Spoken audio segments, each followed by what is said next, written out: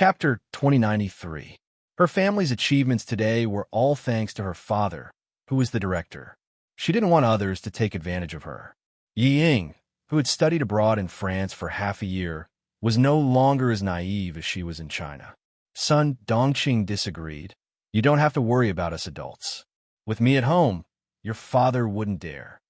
Son Dongqing didn't listen to anyone but her daughter. The anger in her heart was gradually extinguished by Yi Ying's coquettishness.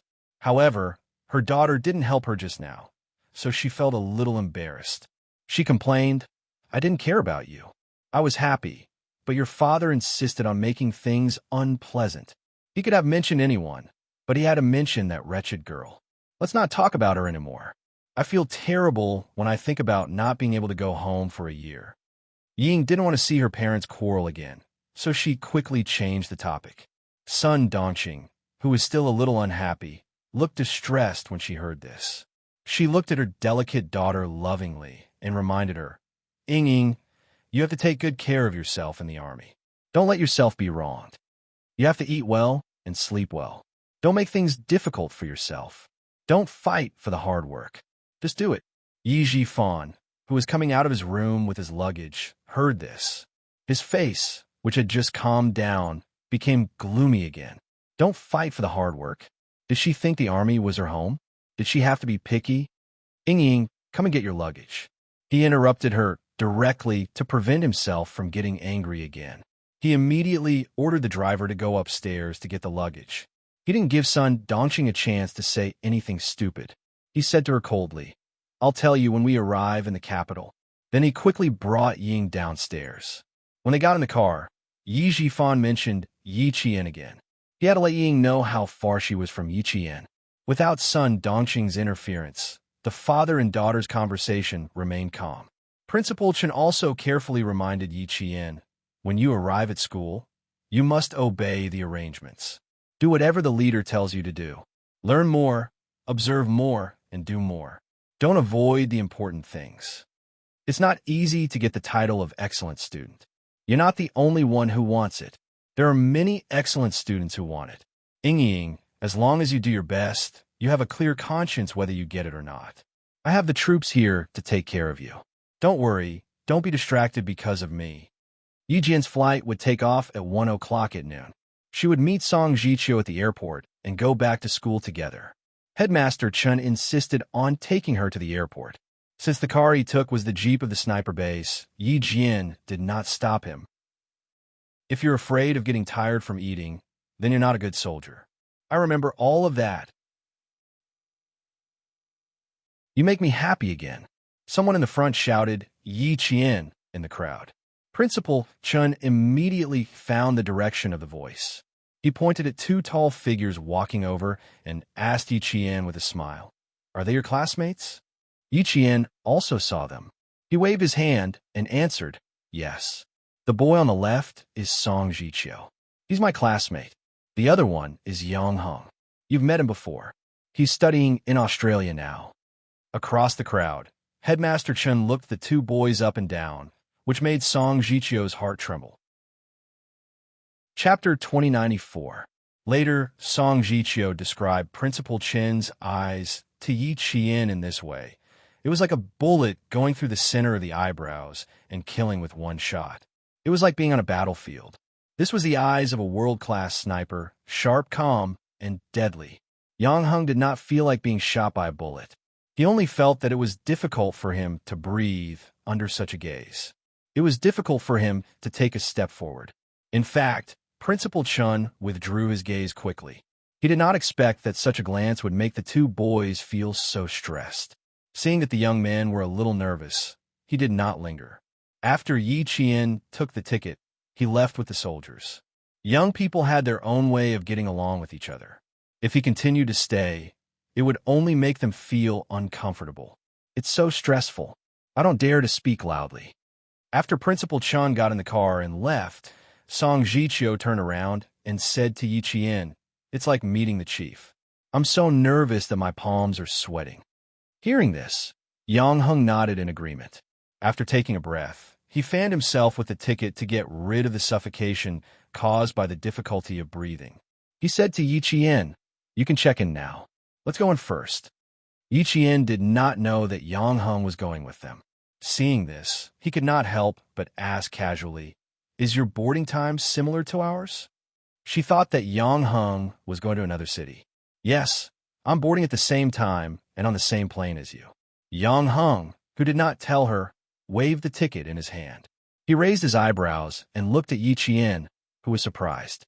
He laughed loudly and said, "Do you need to be so surprised? I'm your parent.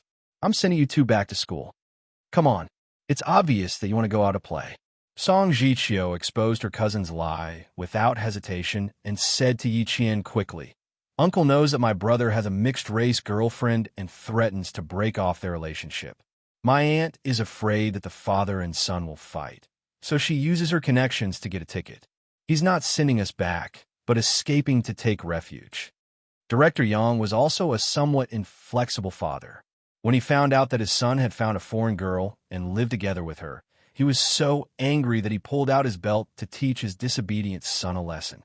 Mother Yang was so scared that she broke out in a cold sweat and hurriedly let her son escape from the limelight. When Yang Heng heard this, he said that it would be better to go to his cousin's military academy. Mother Yang didn't say anything and asked her old classmate to get her son a ticket. She sent her son out of her husband's sight. When Yi Qian heard this, he laughed a little unkindly. "There are so many beautiful women in our country, yet you don't like them and insist on finding a foreign girlfriend. You even moved in with her in advance. Yang Heng, do you think that our country is as open-minded as overseas? If you live together before marriage, what if one day you separate from your foreign girlfriend? Wouldn't you be irresponsible?" No wonder Uncle Yang is angry. With Yang Heng's help, the tense atmosphere caused by Principal Chun suddenly dissipated. The three of them chatted and laughed as they passed a group of people who had just entered the airport and went to check in. A slim and tall woman in the crowd suddenly raised her head and looked to the left. She seemed to have heard Yang Heng and Yi Qian's voice just now. "Get the ticket first, then go to the restaurant next door to have lunch. After a short rest, go to check in." Yi Jifan took out his wallet and took out his ID card. He said to Ying beside him, "Give me your ID card as well." Ying looked around and didn't find anything. She took out her ID card and said, "Dad, I seem to have heard Yi Qian's voice just now." "You heard it. Don't be surprised." Having said that, Yi Jifan also looked around and didn't find anything. He took Yi Ying's ID card and went to get the ticket. Chapter 2095. Ying did not give up. She looked around and saw a familiar figure passing by the security check gate. She fixed her eyes on it, but did not find anything. "Are you still looking for her? If she is here, you can say hello to her generously. Moreover, it is not surprising that she is here. It is the beginning of the semester. It is normal for her to go to school by plane. It is abnormal for her to go to school by plane. The plane ticket is so expensive. How can she afford it?" Ying did not dare to say it out. She was afraid that she would be blamed again. She looked at the security check again and left. At 12:40 p.m., Yi Qian and the other two boarded the plane. At 3 p.m., Ying called Sun Dongqing, who was cleaning the living room. She told her that she had boarded the plane and would call back when she arrived in the capital. Sun Dongqing, who was sitting on the sofa, picked up the postal package she had received in the morning and put it on the tea table. She said to Yi Ying worriedly, "Okay, take care of yourself. Don't be afraid to tell your father. I will take care of the family. Your father can't do anything."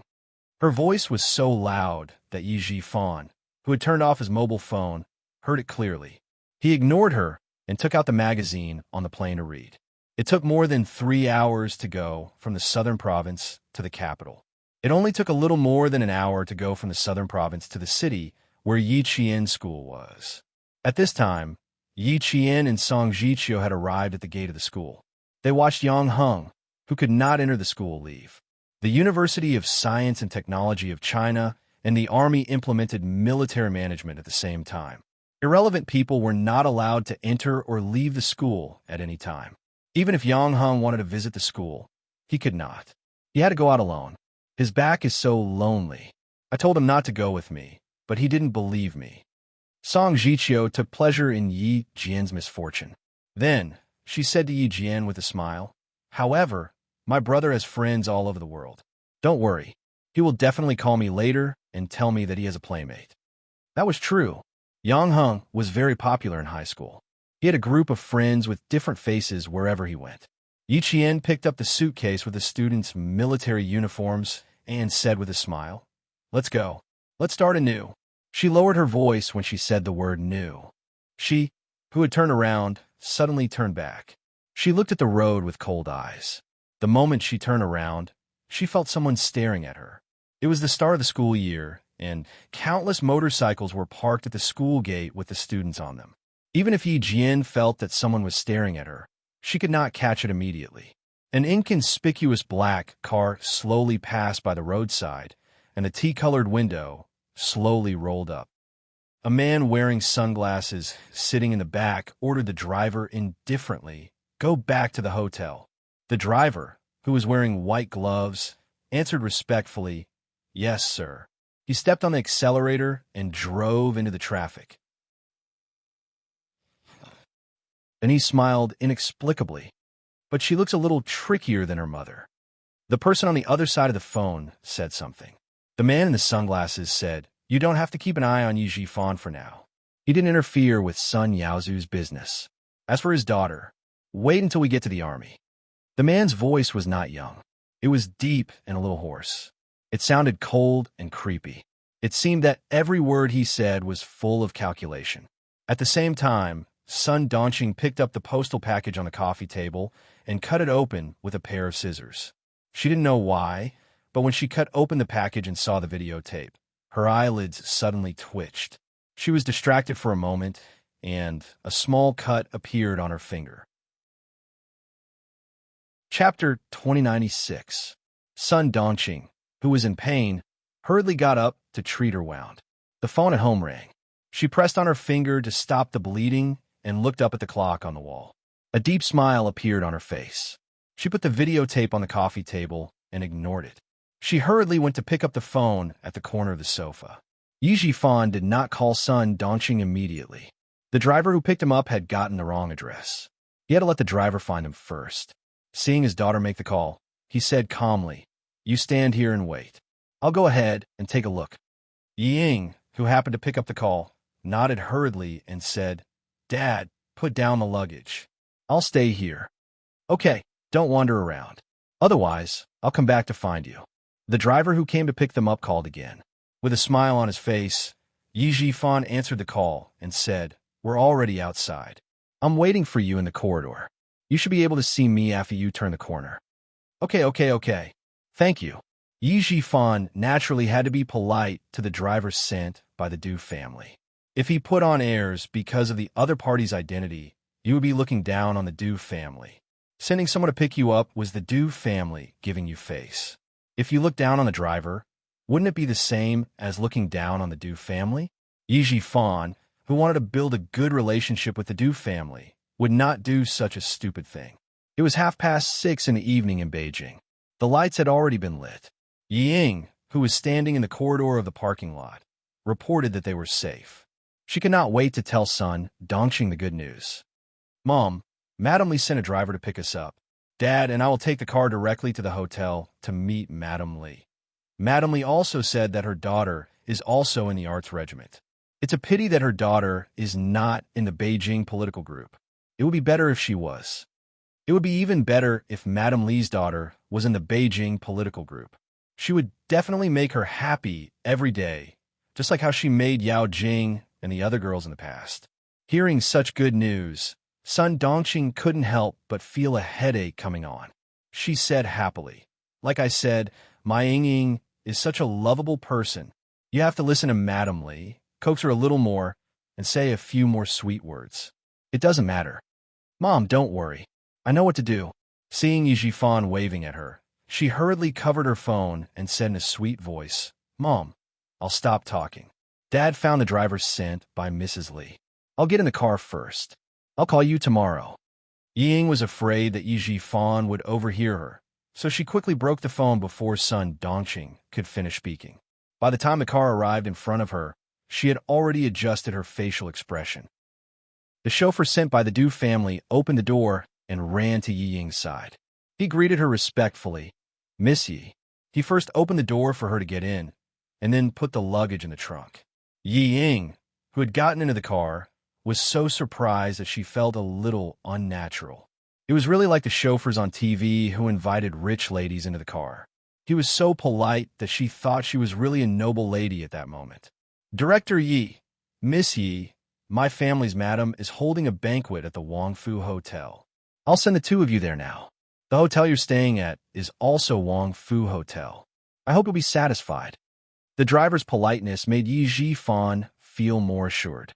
Their food and accommodation were arranged by Mrs. Li herself, which showed that the Du family valued them. Chapter 2097. Yi Ying, who was sitting in the back, couldn't help but gasp when she heard Wang Fu Hotel. She knew Wang Fu Hotel. It was the most famous and most expensive hotel in the country. It was loved by stars both at home and abroad, as well as Hong Kong and Taiwan. Even the cheapest standard room cost more than 10,000 yuan for a night. Although her family had some assets, they weren't rich enough to spend more than 10,000 yuan for a night in a hotel. Thinking of how much Mrs. Li valued her and how much she would eat and live in the future, Yi Ying couldn't help but feel happy. She was even more determined to make Mrs. Li happy. Before she arrived at the hotel, Yi Ying's heart had already flown there. She just wanted to see Mrs. Li as soon as possible. The imported luxury car left the airport parking lot with the excited Yi Ying. When the car completely drove out of the parking lot, the door of a silver-gray car parked at the place where Yi Ying was standing before opened. Someone with long legs stepped out and got out of the car lazily. It was very cold outside. The man who got out of the car was wearing clothes that were completely opposite of the season. He stood tall and straight in the cold wind with only a thin black shirt. He was completely unaffected by the cold, and his temperament was still noble and elegant. Xia Jinyuan, who came back from hot country, was in a hurry. He didn't have time to prepare a thick winter coat. When he got off the plane an hour ago, he shivered even though he had been trained to resist the cold. "Why did you get out of the car? Is something wrong?" A man in military uniform with the rank of Major strode over from the other side of the car. When he saw Xia Jinyuan, who was supposed to be resting in the car, standing by the car door, his face darkened and he quickly walked over. Xia Jinyuan, who was wearing a black shirt, looked away from the parking lot exit and smiled at his comrade V8. "Nothing happened. Get out of the car to get some fresh air. Let's go back to the military headquarters and report." Mrs. Li, the Arts and Crafts Group. It seemed that Yi Jifan had made a big move while he was away. He even had such a good relationship with the wife of the deputy chief of staff. Yi Jifan wanted to send his daughter to the army so that she could compete with Lan Weihu. With Mrs. Li's relationship, the possibility of sending his daughter to the army was higher. The deputy chief of staff, Du, was famous for being obedient. Once Madame Li gave the order, he would definitely obey. To be more ironic, Madame Li's words were more effective than military orders. "Why are you in such a hurry to return to the military? The Major General has spoken. It won't be too late for you to go to the hospital and treat your injuries before reporting to him." V8 frowned and started the car. He glanced at Xia Jinyuan's waist and said, "You know very well how serious the consequences will be if the puncture wound is not treated properly." In the end, he was the only one left in charge of the cleanup mission. The rest of the team returned home immediately after taking control of the illegal dealer from China who dared to come to China to sell guns. Q King, who was left alone, returned home 4 days later than the rest of them. For days, 96 hours, he faced it all alone. His comrades who had returned to the country were all on tenterhooks, afraid that something bad would happen to him. Xia Jinyuan adjusted his seat so that his long legs had more room to move. After buckling his seatbelt, he said calmly, "No need. I'll take care of it myself. I'll go to the military headquarters first." He had to report all the important matters at hand first. After that, he had to figure out the situation between Yi Jifan and the Du family. He also had to go to Nan province to meet Lan Weihu. There was not enough time, so he had to hurry. Chapter 2098. Reporting to the military wasn't something that could be done in 1 or 2 hours. Arriving at the military at 8 o'clock would take at least until the wee hours of the morning. Everyone knew that Q King was injured. If he didn't treat his wound first, everyone would be worried. V8, who came to pick him up, was ordered by the Major General to send Xia Jinyuan to the hospital for a thorough examination. It wouldn't be too late for him to go to the military after his wound was properly treated. Xia Jinyuan was thinking about Yi Jifan and the Du family, so he didn't want to waste too much time on himself. V8 saw that he was determined to go to the military, so he stopped the car on the side of the road and said to Xia Jinyuan, "Before I came out, the Major General ordered me to send you to the hospital and treat your wound before returning to the military. Since you don't want to cooperate, you can explain it to the Major General yourself." He couldn't persuade him, so he could only ask the Major General for help. Xia Jinyuan was a little helpless when his comrades stopped him, but he couldn't say that he didn't want to go to the hospital and went straight to the military academy for Yi Qian. Seeing that he was really going to call the Major General, he reached out his long arm and quickly snatched the phone from V8. "Don't get distracted, just focus on driving. I know my own wound. Do I need you to remind me if there's really a problem?" The wound did have some signs of inflammation, but it wasn't serious. He could take a few antibiotics to suppress it first and deal with the urgent matters at hand before treating the wound. Xia Jinyuan, who listened to Yi Qian's entire conversation, didn't think about going to Wang Fu restaurant himself. Although he put Yi Qian's personal affairs first, they could never be compared to the mission. No matter how important the personal affairs were, they had to be put aside when it came to the mission. Right now, he really wanted to go to Wang Fu restaurant directly and ask about the situation. He also wanted to immediately call Xia Yiwei and Ho Zi to ask about the situation, but he knew his mission and responsibility. He knew which was more important when it came to business or personal affairs. V8 couldn't change his captain's decision since his phone was stolen. In the end, he chose to compromise and drove the car back to the military. Major General Yang looked at his trusted subordinate, who was dragged over. He angrily slammed his hand on the desk and yelled, "Nonsense! Do you still want to live?"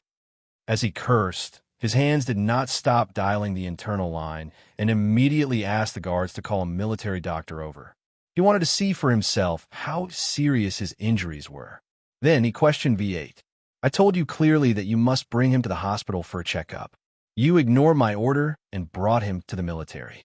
Can you take responsibility if anything happens to him?"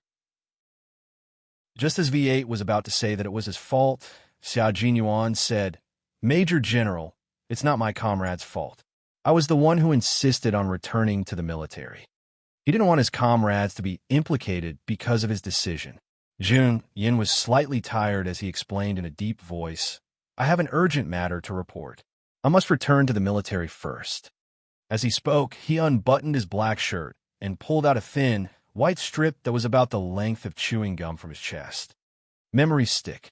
I got it from the surveillance camera in Antonio's office. There's a very important conversation in it.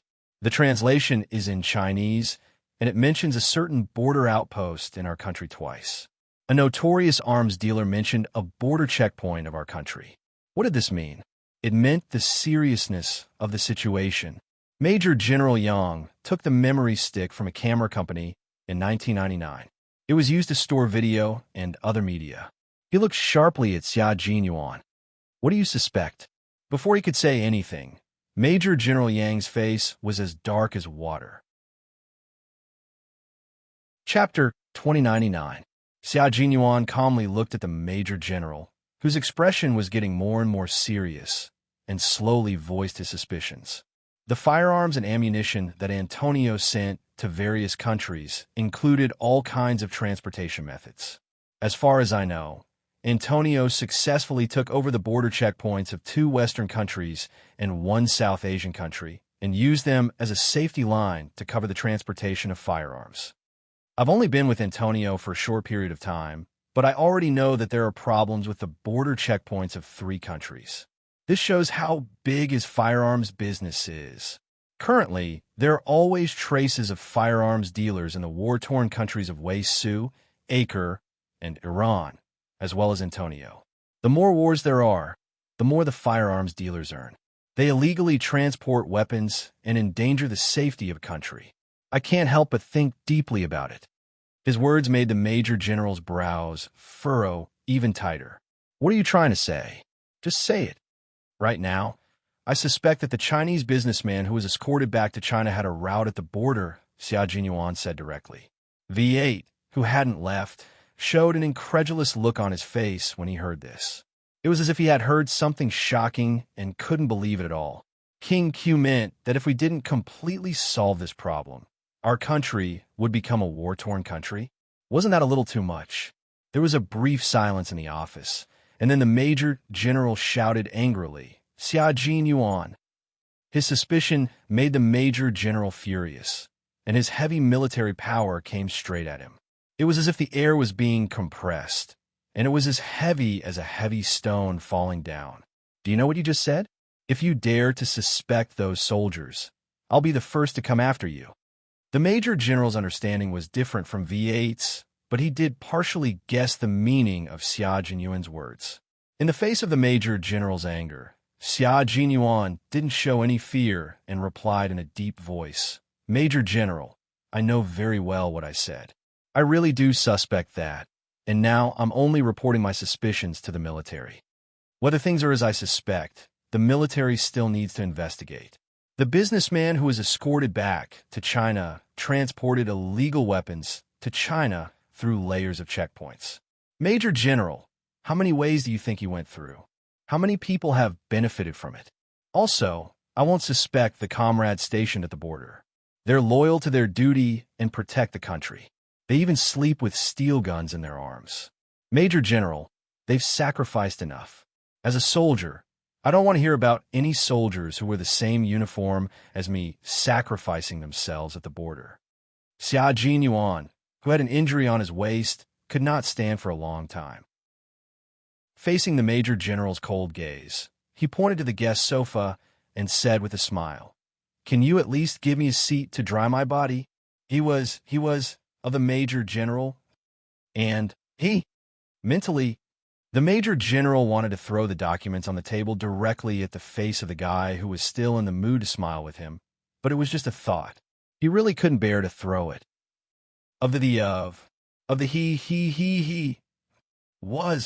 Aren't you trying to show off your ability? Why, can't you stand for a while? While he said that, his eyes signaled for V8 to go over and help him. He didn't want to cause any problems. Chapter 2100. This kid had always been a tough guy since he was young. He never screamed unless he was pushed to his limits. Could it be that he was seriously injured? The Major General thought of Xia Jinyuan's usual behavior, and his expression became particularly grave. Just then, there was a knock on the door. The guards had arrived with the military doctor. Come in. The Major General, who no longer pursued Xia Jinyuan's words, immediately raised his voice. After the military doctor entered, he pointed at Xia Jinyuan and said anxiously, Doctor, hurry up and take a look at him. V8, who helped Xia Jinyuan sit down, said softly, Captain, your courage is as big as your reputation. You managed to make the Major General's mood fluctuate with just a few words. You're amazing. You flatter me. Xia Jinyuan's thin lips curled slightly. While the Major General was instructing the military doctor, he lowered his voice and said, Brother, I've implicated you just now. Find an excuse to leave. Don't stay here any longer. V8's arms stiffened and his voice trembled. Brother, is the injury on your waist serious? It's a little serious and it's a little inflamed. Xia Jinyuan told his comrade honestly and comforted him with a sympathetic gaze. That's why I reminded you to find an excuse to leave so that the Major General won't be angry with you. Then I really have to thank you for your reminder. V8 gritted his teeth and helped his comrade sit down. He said to the Major General, Major General, I have something to deal with here. Can I leave first? The Major General did not hesitate and waved his hand in agreement. V8 did not stay for a second and strode away. Soon, the military doctor removed the blood-stained gauze. The Major General, who still had some anger in his heart, saw the wound on his waist. At that moment, the last trace of anger in his heart was extinguished instantly along with the bloody wound. It was a very serious wound that went straight through the side of his waist and came out from the back of his waist. Although the wound had been stitched up, there were signs of inflammation around it. It was red and swollen and looked terrifying. The military doctor picked up a small medical flashlight and shone it on the wound. Wearing a mask, he examined the wound and said in a deep voice, "The wound shows signs of inflammation. We can't rule out the possibility of pus forming inside. To be conservative, we should remove the stitches again." The military doctor gently pressed his hand around the wound with a pair of sterile gloves. After taking a closer look, he raised his head and asked Xia Jinyuan in surprise, "Did you sew it yourself?" Although the stitching technique was appropriate, the stitching was sloppy, and there were signs of pulling at the top and bottom of the stitching. At a glance, it was obvious that the stitching was done by oneself. Moreover, the stitching speed was very fast, and the stitching was not done properly. Xia Jinyuan nodded faintly and said, "Help me disinfect the surrounding area first. We'll talk about removing the stitches later. Do you want to be taken to the hospital by the guards?" The Major General glanced at him coldly and asked the military doctor how serious the infection was. Compared to the military doctor's shock, the Major General was much calmer.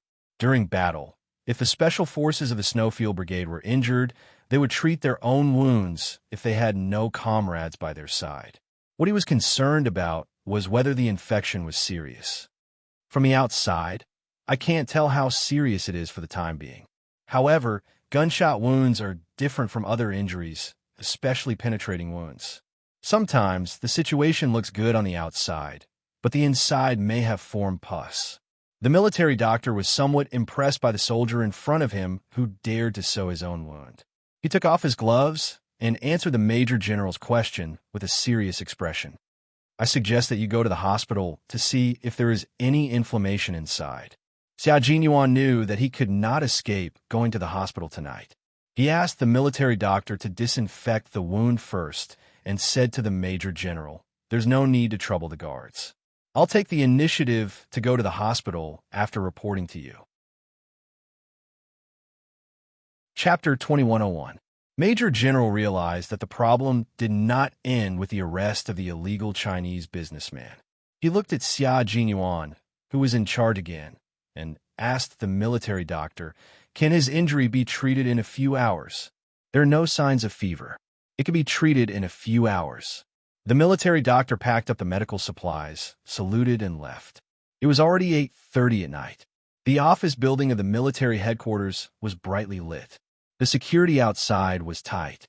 Inside, uniformed soldiers were working on their work quietly. The deputy chief of staff, came out of the general staff department building and took a car to Wong Fu restaurant. He was tired after an entire day of meetings, so he sat in the back and closed his eyes to rest. Director Yi of the Southern Province took his daughter to report to the Beijing political group. In the end, his wife insisted that he go over and talk to Director Yi. He had already said what he needed to say and helped with what he needed to do. What else did he need to see?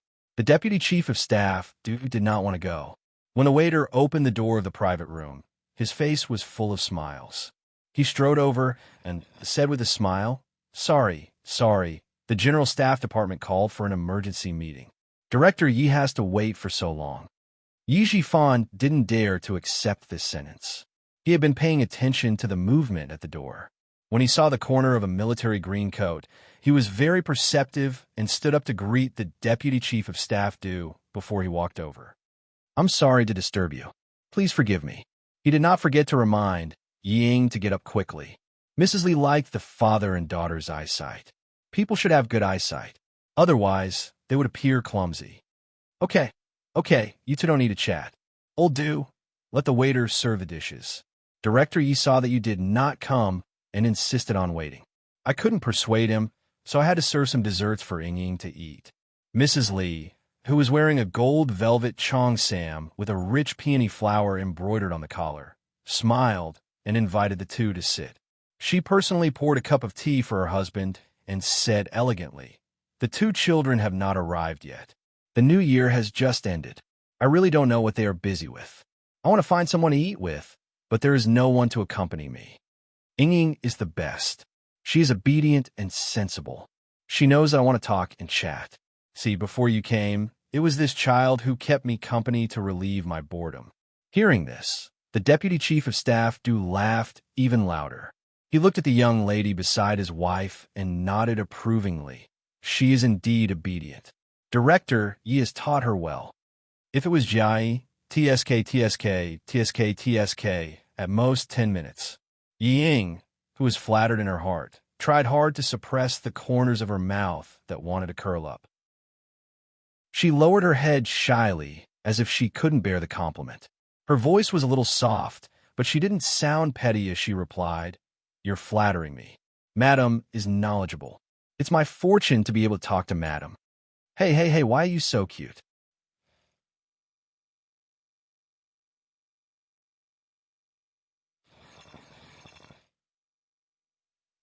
I am still outside, but I can still hear you through such a thick door. The one who spoke was Du Jai. Dressed in a military uniform, she walked in with an arrogance that Yi Ying envied. It was the kind of arrogance that could only be possessed by someone who was confident. Chapter 2102. Before meeting Du Jai, Ying was already envious of Mrs. Li.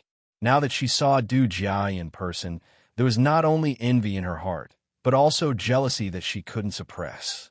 If she grew up in the Du family, she definitely wouldn't be worse than Du Jai. Definitely not worse. She remembered that there was a sentence written in a book, "Birth determines everything." In the past, she didn't really believe it, but after seeing Du Jai, she really believed it. Birth does determine everything. In terms of appearance, she definitely wasn't worse than Du Jai. However, she didn't have Du Jai's arrogance between her eyebrows. In terms of temperament, she and Du Jai each had their own merits. One was arrogant, while the other was gentle. However, she didn't have the confidence of Du Jai. She also didn't have the elegance of Du Jai, even when she was just carrying water. This kind of Du Jai made Yi Ying deeply jealous as soon as she appeared, but she didn't dare to show it at all, for fear that Mrs. Li beside her would notice it. Since Du Jai came in, Mrs. Li couldn't care less about Yi Ying, who was trying to make her happy just now. She revealed a deep and loving smile and directly joked, "I can't finish talking bad about you even if I talk bad about you for 3 days and 3 nights. I dare to say in front of you, but I dare to say it behind your back even more. Your mother is right. You are the most disobedient. If your mother and I don't talk bad about you, who else will we talk bad about?" Compared to his eldest daughter, the deputy chief of staff doted on his naughty but considerate youngest daughter more. After joking, he introduced her to Yi Fan. "Chief Yi, this is my daughter, Jai, who always gives me a headache. Jai, come and say hello to Uncle Yi." He pretended to criticize, "Look at you, you don't even know how to be polite. You don't even know how to say hello when you come in." When Du Jai came in, it was her home ground. She took off her military cap and put on the table. She smiled and said, "You didn't introduce him. How would I know who he is?" She stretched out her hand and took the initiative to shake Yi Fan's hand. "Hello, Uncle Yi. I'm Du Jai. The bad things my parents said just now were all lies. Please don't believe them." She was generous, decent, and experienced in dealing with people. Yi Fan could tell at a glance that Yi Ying was not as good as her. He had been an official in the southern province for a long time, but he had never met a superior who had a daughter of the same age as his daughter. Even if there was one, it would be the daughter of a subordinate who was inferior to him. In comparison, he felt that his daughter's temperament was outstanding. Now, compared with the daughter of the deputy chief of staff Yi Fan could not help but sigh with emotion. He said to Mrs. Li and the deputy chief of staff "When I see Miss Du, I really understand the meaning of the saying, 'Dragons give birth to dragons, phoenixes give birth to phoenixes, and the son of a mouse can dig holes.'" In one sentence, the 3 members of the Du family were praised. Du Jai said in her heart, "It's a bit interesting." Then she took the initiative to talk to Yi Ying when Mrs. Li introduced her. "She's really well behaved. I don't dare to speak loudly. Besides, she's even more beautiful than my mother said." Yi Ying was a little flattered. She quickly got up a little and said in an anxious tone with a little admiration, "Miss Du is more beautiful and very handsome. You're quite honest. Yes, although you're very beautiful, you're indeed a little worse than me." Du Jia purposely said with a smile. The pair of eyes that looked at Yi Ying were as bright as diamonds, shining brightly. Her eyes were obviously sizing her up. She was very presumptuous and calm. Yi Ying was a little nervous because of her words. Now she was sizing her up, which made her even more nervous. Moreover, as a girl, her intuition told her that although Du Jia was smiling at her, there was unfriendliness in her eyes that made her tremble. She didn't like her. Chapter 2103. This discovery made Yi Ying's palms break out in layers of cold sweat. She did not even notice that the phone in her bag had been vibrating nonstop. Yi Ying's intuition is correct. Du Jia really doesn't like Yi Ying. Obedient, well-behaved, honest, and beautiful. Yet another one who wants to establish a relationship with the Du family. If it wasn't for her father saving Big Brother's life, I really wouldn't have come over to entertain this father and daughter pair who came from God knows where. Mrs. Li doesn't show up, letting her daughter look at Yi Ying wantonly. She wants to find herself an obedient daughter-in-law.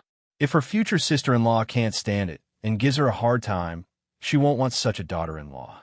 The little wife Mrs. Li chose for you this time is really good-looking. You can come up. Du Jia doesn't care about Yi Ying's feelings. She sends a letter to her brother Li Yuan, who is 1 year younger than her downstairs. Under Mrs. Li's knowing eyes, she starts to chat with Yi Ying enthusiastically. Li Yuan takes Mrs. Li's surname. After he was born, Mrs. Li made the decision directly. The Du family didn't say anything and let Mrs. Li make all the decisions. When Li Yuan comes up, the real master is here. Li Yuan, who has just turned 23, is tall and handsome. He has been studying abroad for many years and has an unruly arrogance. But Mrs. Li has taught him well. He is tall and straight, with the noble air of an aristocratic family. When Mrs. Li sees her youngest son, she talks more than before, especially the sentence, "My son has never had a girlfriend." "Director Yi, how about we be in-laws? What do you think?" Li Yuan's half-joking words made Yi Ying's heart beat like a little deer. When Li Yuan smiled and said, "Miss Yi is very suitable for the image of a girlfriend in my heart," Yi Ying's cheeks were so red that Li Yuan could not help but cast sidelong glances at her. Yi Zhifan knew that Madame Li would not speak without thinking. She only said this because she really meant it. For a moment, even someone as calm as him was a little excited. The father and daughter are so excited that they don't care about the vibrating mobile phones in their bags. After 3 rounds of drinking and talking happily, the vibrating mobile phones in their bags are directly turned off by Sun Dongqing. Sun Dongqing heard that both phones had been turned off. She sat weakly on the sofa like a frosted eggplant. It's over, it's over. The days that I finally had hope for are over again. Her disappointing daughter. This time, she was really going to be angered to death. He had sent her abroad to study because he wanted her to study hard and start from scratch. But what about her? But as for her, Ioyo, she was so angry. But she actually hung out with those blonde guys from overseas and even allowed them to put their hands in her clothes and grope her all over. She even curled up on the sofa with the 2 men and kissed them here and there. She was infuriated. She didn't look like a student at all. She was just a slut. Sun Dongqing, who was shocked by the contents of the videotape, was really angry. Although she always defended Yi Ying, she was a woman who came from the countryside. What she hated the most was debauchery. The things that she couldn't bear to see the most, her daughter had done them all. Everything was done. God damn it. The whole family was disgraced. Sun Dongqing, who couldn't get through to her husband, burst into tears. It was too embarrassing. After such a shameful thing happened, she wanted to take a rope and strangle herself to avoid being criticized behind her back. Sun Dongqing called the phone again and again, but it was always turned off. She was so angry that she screamed and jumped. Suddenly, she rushed back to her room and rummaged. She wanted to go to the capital.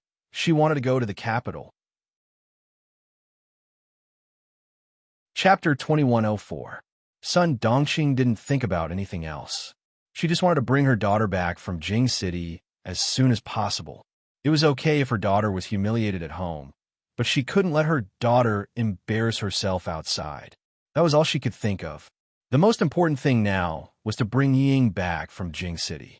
She didn't think that Ying was about to enlist in the military, nor did she think that the videotape might have been sent to more people. Sun Dongxing found her ID card. She only brought her wallet and mobile phone. She didn't bring any other luggage. She locked the door and went to the airport. She didn't dare to ask the driver to send her home. She was afraid that the driver would notice something wrong from her face. She even covered her face with a thick checkered scarf to take a taxi.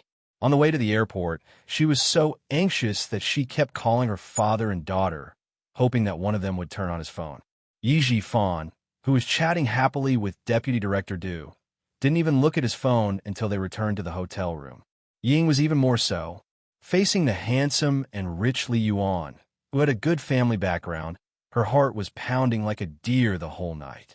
She didn't care about anything else. She was not attracted to Li Yuan, but to the Du family's family background and wealth. She didn't expect that her mother's words would come true. She would really find a husband who could be a general in the future. No. Li Yuan said that he didn't want to join the army. She didn't want to find a general as her husband, but a general as her father-in-law, and a mother-in-law from a famous family. It didn't matter whether Li Yuan was handsome or ugly. Of course, she would feel more comfortable if he was handsome. Although Yi Ying was excited the whole night, she didn't become impetuous because she was always calm in front of others. It was as if Mrs. Li was just joking. After a short moment of shyness, she returned to normal. Mrs. Li was more and more satisfied. Before leaving, she held Yi Ying's hand and said with a smile, "Tomorrow is Jiai's birthday. There will be a birthday party at home. Remember to come with your father." Not only did she need to be obedient, but she also needed to see how good her social skills were. She then turned to Yi Jifan and said, "Director Yi, remember to come tomorrow. Don't forget about it." Yi Jifan was stunned for a few seconds by the sudden good news. When he finally recovered, he slapped his forehead and said apologetically, "I didn't think that tomorrow would be Miss Du's birthday. I didn't make any preparations at all. It would be rude of me to go over there." How could Yi Jifan forget about this kind of good thing that could help his daughter integrate into the upper-class circle as soon as possible? He still had to put in 120% of his effort, but he still had to say some polite words.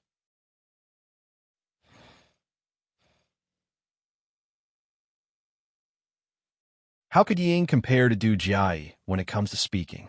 Du Jiai, who secretly curled her lips in disdain, smiled like a flower in the blink of an eye. "Do I still lack a gift from you? It's fine as long as you're here. I'll introduce a few friends of your age so that you can play with them during your holidays." How could Ying not notice the hidden meaning in Du Jiai's words? She was disdaining her for not having enough status to give her a present. She hadn't done anything to anger her, but she had been saying such harsh words the entire night. Yet, on the surface, it sounded like she was being magnanimous and polite. Isn't she just afraid that I'll steal Madame Li's attention?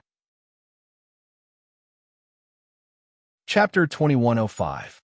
A lady from a prestigious family? Bah, she's so narrow-minded. If it weren't for her surname, I wouldn't have bothered with her. Yi Ying, whose heart was in turmoil, continued to pretend that she didn't understand Du Jiai's sarcasm. Maintaining a sweet smile, she said calmly, No need. I'm already very satisfied to be able to attend Jiai's birthday party. There's really no need to trouble Jiai to introduce more friends. I'll take my time." Mrs. Li had been paying attention to their conversation the whole time. Seeing that Yi Ying was polite and a little domineering in her daughter's reply, she nodded with satisfaction in her heart. Not bad. She didn't swallow her anger. When pushed too hard, she knew how to fight back gently. It could be seen that she had a soft but firm character. She wouldn't be too weak and let others bully her. She had observed enough for tonight and was satisfied with the result. "Jiai, you take advantage of Ying's gentle temperament to be aggressive. Mom saw it all tonight. You're the most dishonest." Mrs. Li, who had let Yi Ying pass another hurdle, finally spoke and stopped her daughter from continuing to suppress Yi Ying. As soon as she spoke, Du Jiai seemed to have changed into a different person. She held Yi Ying's arm affectionately and said with relief, "Oh, I'm so tired tonight. Mom, don't call me for this kind of thing in the future. I didn't know how tiring it is to be a bad person until today. Oh, I'm so tired. I don't want to be a bad person for the rest of my life. Ying was stunned. She didn't understand what was going on in front of her. I'm sorry, Ying. It was my mom's idea tonight. It really had nothing to do with me. Du Jai playfully blinked her eyes and explained, Well, my mom told me about it. I was really in a difficult position. When I saw you again, I almost wanted to throw away my responsibilities and leave. But I couldn't help it. It's my mom. As long as my mom says something at home, it's like an imperial edict. Even my dad doesn't dare to disobey. As her daughter, I don't dare to do anything. The more she spoke, the softer her voice became. In the end, she whispered into Yi Ying's ear, giggling as she continued, Let me tell you a secret. My mother is quite satisfied with you. As for you, you only need to coax my mother in the future. As long as my mother is happy, the whole family is happy. Yi Ying, who understood what was going on, actually wanted to avoid it. Her body had even stiffened from the contact with Du Jai. She did not feel any warmth from the hand that was holding her arm. Instead, she felt her heart tighten. Well, I'll see you tomorrow. Go to bed early tonight and come over early tomorrow to help me receive the guests. Du Jai had always been strong-willed. Regardless of whether Yi Ying was willing to come over early or not, she made the decision directly. To her, letting the daughter of a small bureau chief come over to help her in advance was already giving the other party a lot of face. She could only rush over. How could she refuse? Madame Li, who was already strong, did not think that her daughter was strong. Instead, she thought that her daughter's arrangement was good. She smiled and said to Yi Ying, Okay, I'll send a driver to pick you up early tomorrow. You don't have to prepare a gift. Your sister Jai doesn't lack anything. You don't have to worry about your outfit. Just use the same makeup artist as Jai. You'll definitely look more beautiful and elegant. She'll send a driver to pick me up tomorrow. Yi Ying, who was initially displeased by Du Jai's words, was delighted. That's right, Madame Li was the one in charge of the Du family. As long as she could make Madame Li happy and marry into the Li family, would she still need to be afraid of Du Jai? Chapter 2106. She was just a married daughter. How could she compare to Li Yuan? Li Yuan even followed Madame Li's surname. It was clear how high his position was in Madame Li's heart. Ying quickly glanced at the handsome figure who was on the phone in front of her. The smile on her face became even more gentle. Du Jai's eyes flashed with a hint of contempt as she quietly observed her mother's expression and actions. Maintaining the smile on her face, she continued to hold Yi Ying's arm tightly as she pouted and acted coquettishly. Mom, you're so biased. None of my friends have ever received a single word of praise from you. Me too. It's been a long time since you've praised me. Did she really think that she could marry into the Du family just by coaxing her mother? Huh, she sure knew how to daydream. For some reason, Du Jai disliked Yi Ying. She had been prejudiced against her since the beginning. Madame Li glared at her daughter, who was beginning to misbehave again. Although she said she was glaring, her eyes were filled with affection. If you were half as good as Ying, I would dote on you every day. Even the deputy chief of staff Du joined in. He laughed and said, Your mom is right. If you were half as obedient as Ying, I would dote on you too. Polite words were enough to be taken seriously. Yi Jifan quickly flattered back. The atmosphere was so pleasant that everyone's faces were filled with smiles. Du Jai looked at Yi Ying, who was getting more and more uncomfortable, and sighed. Ying, your arrival has caused my status to plummet. I don't care anymore. I'll leave the important task of making my mom happy to you in the future. The intimate and witty words made the three adults laugh even louder and louder. Ying had no idea what Du Jai was thinking. Her whole body was bearing the weight of Du Jai's body. She tried her best to smile naturally and said gently, Jai, you're making me happy. It's my fortune to be able to make Madame Li happy. Du Jai was sometimes cold and sometimes hot. The things she said, the things she did, and the expression she showed were all different.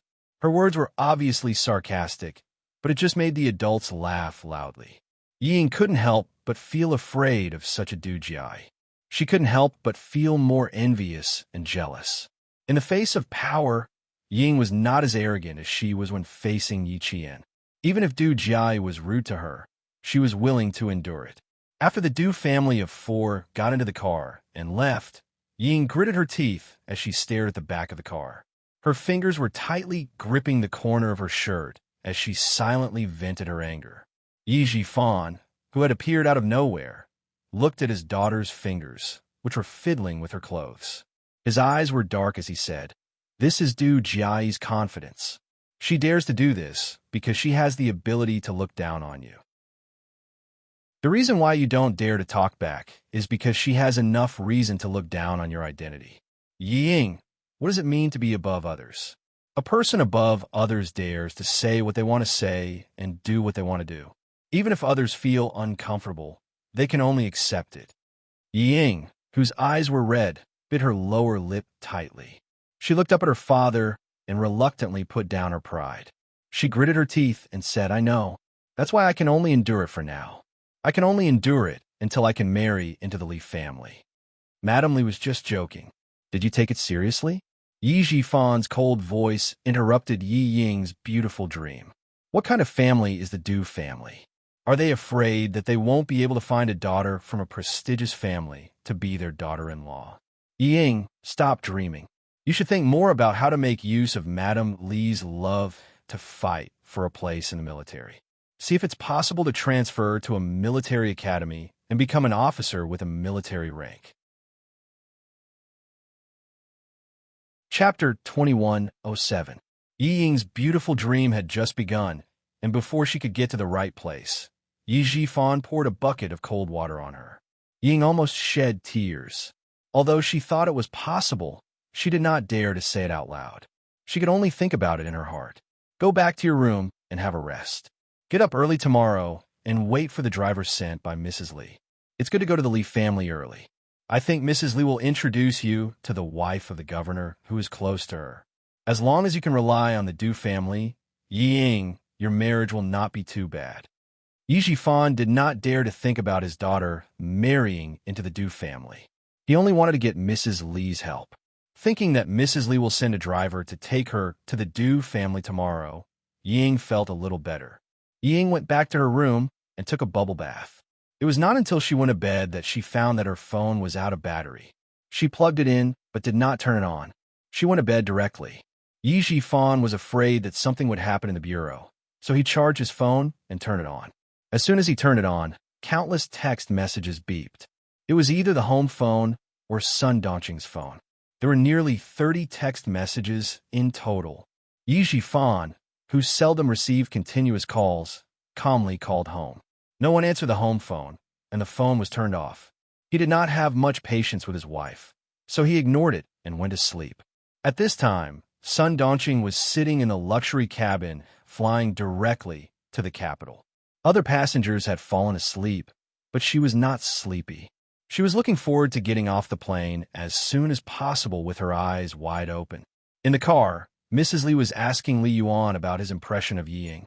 Li Yuan did not think much about it, nor was he interested. He just said to please Mrs. Li, she is not bad. At least she is pleasing to the eye. She is not like the women I have seen before who think they're so great. She seems to have a good personality. She doesn't look like someone who will make trouble. Mom, it is useless to ask Li Yuan. As long as a woman is beautiful, he will like her. Du Jia smiled coldly and did not hide her disdain for Ying. She is not bad-looking, but I don't see anything good about her personality. A dog that bites will not bark. People like her are like this. She's not causing trouble because she doesn't dare to cause trouble at my house. She doesn't have the guts. Madame Li had long seen that her daughter was against Ying. Although she didn't say anything, it didn't mean that she didn't know. Hearing her daughter's words, she smiled and looked at her daughter, who had always had sharp eyes.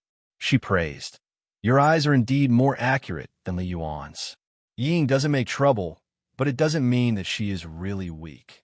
Her character is quite gentle. I admire her forbearance.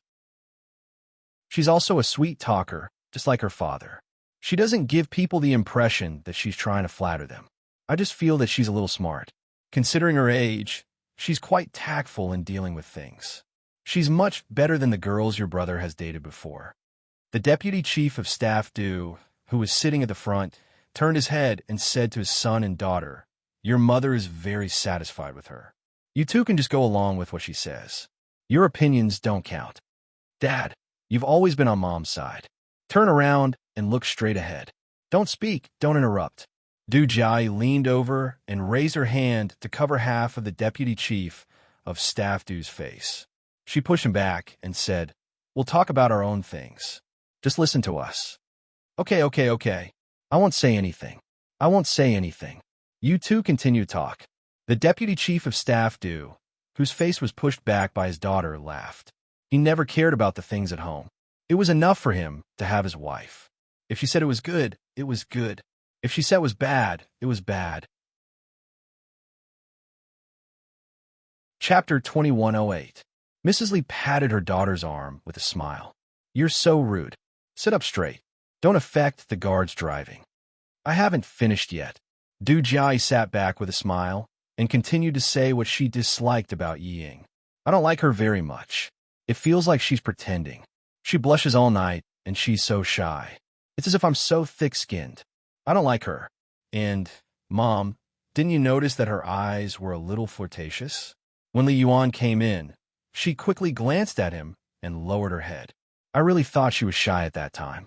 But in the end, you said you wanted her to be Li Yuan's girlfriend." "Huh?" Du Jai snorted softly with a mocking look on her face. She started to stare at Li Yuan from time to time. She's not looking at him shyly. She's just sizing him up. Does she want to see if Li Yuan is good enough for her? She's just the daughter of a little director. What right does she have to think that Li Yuan is good enough for her? Du Jai's words had a great impact on Mrs. Li. After a long time, she nodded and said, "You're all young people. Looking at young people with the eyes of young people, sometimes you can see more clearly than adults. Hearing what you said, it's possible that Ying deliberately behaved well in order to leave a good impression in front of me. But, although Mrs. Li agreed with her daughter's words, she did not directly deny her love for Ying. But she's really gentle and filial. You can see it from her pouring tea for Yi Jifan from time to time." She turned to ask Li Yuan, who was not interested, "What about you? What do you think?" Her daughter's thoughts were important, but it also depended on her son. "As long as she's good enough for you and my sister, I have no objections." Li Yuan shrugged indifferently.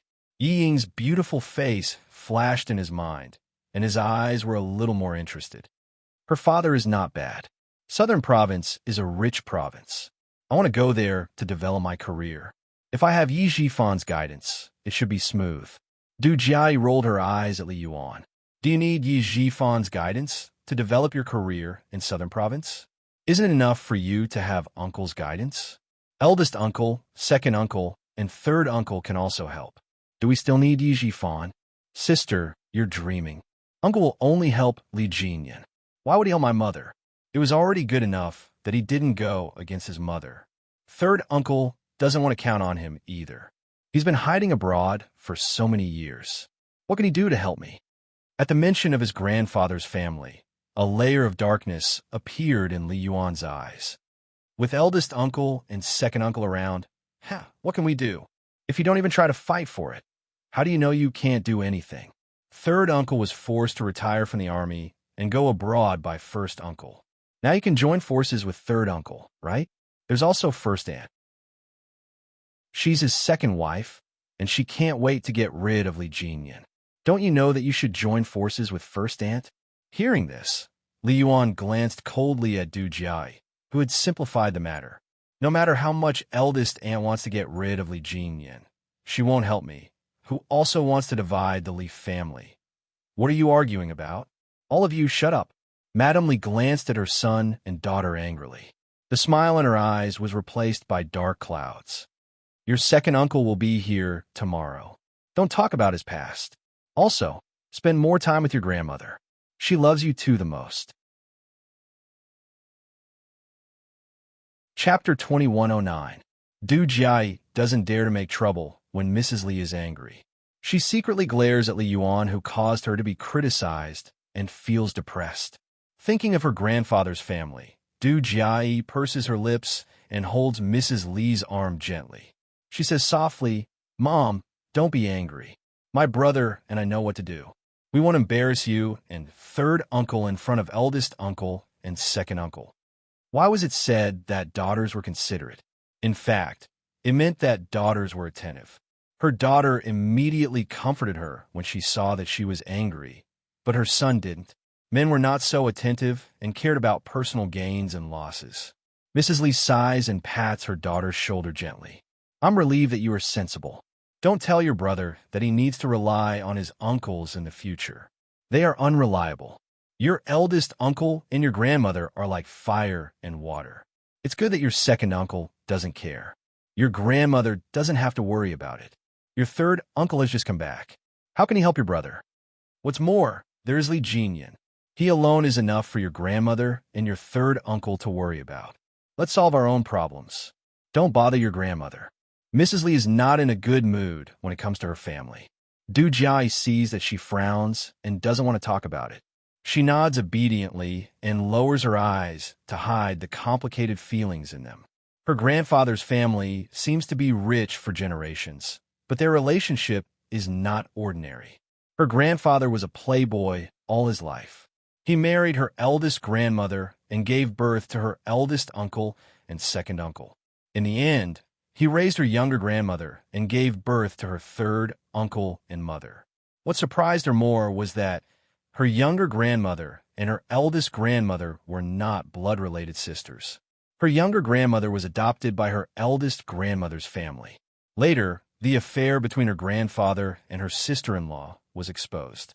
Her eldest grandmother, who was strong-willed, slapped her younger grandmother in the face, and the two sisters turned against each other. It was not until her eldest grandmother passed away due to illness that her younger grandmother was able to marry into the Li family and become her grandfather's legal wife. The two elders fought for her grandfather for a lifetime and let the resentment of the older generation continue to the next generation. Du Jiayi thinks that her grandfather's family is obviously prominent, but the resentment of the older generation affects her generation. She can't help but sigh heavily. It is very quiet in the car, so her heavy sigh is particularly obvious.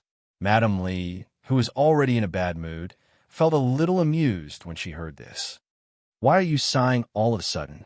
Is there anything in the family that you need to worry about?" "Mom, I am thinking about my grandmother." Adjusting her sitting posture, Du Jiayi asked softly, "Mom, tell me what happened to grandfather's family back then. Why did eldest aunt pass away in an accident? And why was third uncle forced to retire from the army and leave for a foreign country? Tell me, I really want to know." Li's mothers. Mother. Li's. Aunts. Mothers. Hearing this, Madame Li's face turned cold again, and she said in a low voice, "Don't ask about things you shouldn't know." "Why?" Deputy Chief of Staff Du interrupted Du Jiayi and said with a smile, "Jiayi, that's all in the past. Why are you, a young person, bringing up the past?" He is still as secretive as before. His face changes as soon as he mentions it. Du Jiayi reluctantly says, "Oh." She thought about it and said, "Didn't Li Jinyan say that he is back? Mom, do you think he will come to our house tomorrow?" Chapter 21:10. That depends on your first aunt's mood and his own mood. Madame Li's attitude was quite cold when it came to Li Jinyan. It's better if neither of them comes. She had no feelings for her eldest brother, not to mention that he was at odds with old Madame Li. Li Yuan, who was resting with his eyes closed, said with a faint smile, "Li Jinyan won't come, but cousin will definitely come. Because as long as it's something Li Jinyan hates, the two of them will like it." "That's right. Li Jinyan will definitely not come." Du Jiayi nodded thoughtfully. His eldest uncle's family wasn't complicated. The main reason was that his eldest aunt didn't like Li Jinyan, who was born from his first wife. She wholeheartedly wanted to fight for the family inheritance for her son and daughter. It was not that Li Jinyan was not sensible, but that first aunt could not tolerate the son left by the first wife. From time to time, he would make some trouble. As a result, the relationship between Li Jinyan and first uncle was quite bad. Fortunately, Li Jinyin joined the army and was stationed at the seaside all year round. He could not return home even once a year, so First Uncle's family was quite peaceful so far. As if thinking of something, Madame Li's eyes suddenly became serious. She said in a low voice, "Li Yuan, since Li Jinyin is back, you should visit your grandfather's house more these days. Your grandfather still cares about his eldest grandson, Li Jinyin. Don't let him take all the benefits." Li Yuan twitched the corner of his mouth and refused. "No, it's boring. Let my sister go. She likes the treasures in grandfather's hands. If you don't go, I will go. It just so happens that I have 4 days off. I can go and accompany grandfather and little grandma." Du Jiai agreed immediately. She also thought about the treasures in grandfather's hands. Those were all antiques. It was said that many of them were the palace treasures that great-grandfather swept when he was a warlord. Little grandma, who wanted to take out the treasures in grandfather's hands, would definitely be happy for her to go. Madame Li nodded. "That's fine. Don't provoke Li Jinyin in the future. Although your grandfather also wants to leave good things for me and your third uncle, Li Jinyin is the eldest grandson of the Li family after all. Although your grandfather dotes on you, he will never do more than his eldest grandson." The family whispered from time to time in the car and only stopped when they reached home. Li Jinyin, who had just returned home, was now sitting on an aged sofa made of yellow pear wood. He had a cold expression on his face as he chatted with the two elders. Although he said that he was accompanying Zhang Xian, he was actually just sitting by the side and listening quietly. "Tomorrow is that last Jiai's birthday. Old master, now that third brother's child is back, why don't you let Jinyin bring his brothers over tomorrow? Let third brother's child recognize everyone. Otherwise, when he goes out in the future, he won't be able to recognize everyone. That would be too disrespectful." The one who spoke was Old Manly. She was 15 years younger than Old Manly.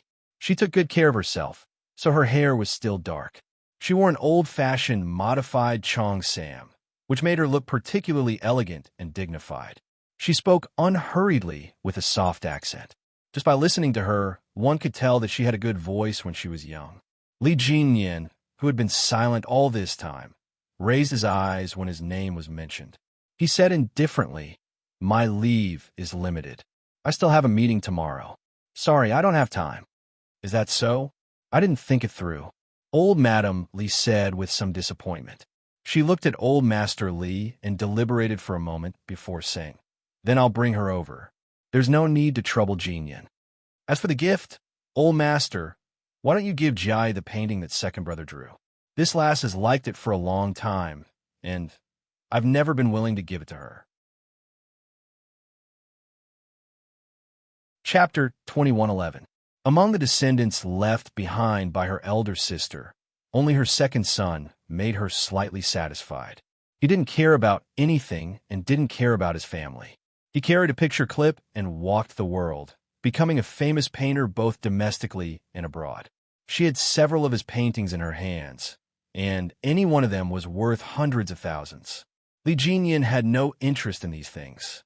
Seeing that it was getting late, he got up and said to the white-haired and white-bearded Old Man Li, who was sitting on the sofa, "I won't disturb you anymore. Rest early." He nodded slightly at Old Lady Li, put on his military cap, and left. Old Lady Li, who was watching his back, secretly clenched her fists. She didn't even want her old face anymore. She just hoped that he would say something and let the old man open his mouth and give the painting to her granddaughter. In the end, he was the same as his father. He just didn't let her have her way. It would be good if everyone in the first branch died outside, so that one or two of them wouldn't come to anger her. I have no objections if you want to leave the good things for third son. Third son's surname is Li. No matter who he leaves it for, it will be a descendant of the Li family. Old Man Li's old but strong voice suddenly sounded. Old Lady Li was so shocked that she quickly loosened her fists and quickly adjusted her expression, making every wrinkle on her face appear benevolent. Forget about Jiai. Her surname is Du, and she's not a descendant of the Li family. I will keep the things I give her, but they won't be good things. I won't leave them for her, but I won't treat her unfairly either. Inside the house, the gloomy old master Li raised his voice as if he wanted someone to hear him. Jin Yin is the eldest grandson of the Li family, and he's also the most promising one. Naturally, I have to leave the things in my hands to him. And the things I give you, you naturally have to leave them for third son's family. It's just a small birthday. What are you trying to do? Do you need the eldest grandson of the Li family to congratulate you? Did they come to Jin Yin's birthday? As his grandmother, have you ever thought of giving him something good? The more she spoke, the more respectful old lady Li's expression became. It seemed that her relationship with old man Li wasn't like husband and wife, but more like master and servant. Old Madam Li, who had lived cautiously all her life, did not dare to show any disrespect to this husband who could control her life and death back then. Hearing this, he smiled and nodded. You're right. The Li family's things naturally have to be left to the Li family's descendants. As long as old Master Lin still had third brother in his heart, she would naturally compensate Jiai. The lights in the rooms of the mansion went out one by one. Soon, only the street lamps outside the house and the corridor were illuminated. Li Jinyin, who walked out of the mansion, looked back at the mahogany door plaque, and a faint sneer appeared in his cold eyes. Li Mansion? He really did not have any kinship with the Li residents. The only kinship he had left was with his maternal grandfather's family. As for the things left for him, Li Jinyin raised his head and rubbed the left side of his face. His eyebrows were cold. Would a person who had once yelled at him to get out of the Li family suddenly treat his so-called eldest grandson well? He wouldn't wake up early if there were no benefits, and he deliberately said those words loudly. He was probably plotting something again. Li Jinyin walked out of the Li residence with a cold look in his eyes. When he was outside, he took out his phone and dialed a number that had been turned off for the past 2 days. Surprisingly, it actually went through this time. Xia Jinyuan was also very surprised.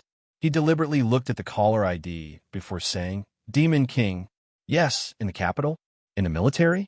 He sat in the car he drove and did not start the engine.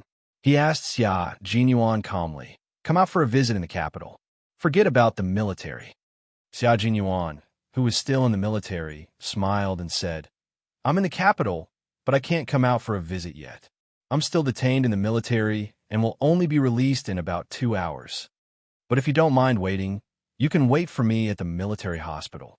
I still have to go there after I'm done with my work. Chapter 21:12.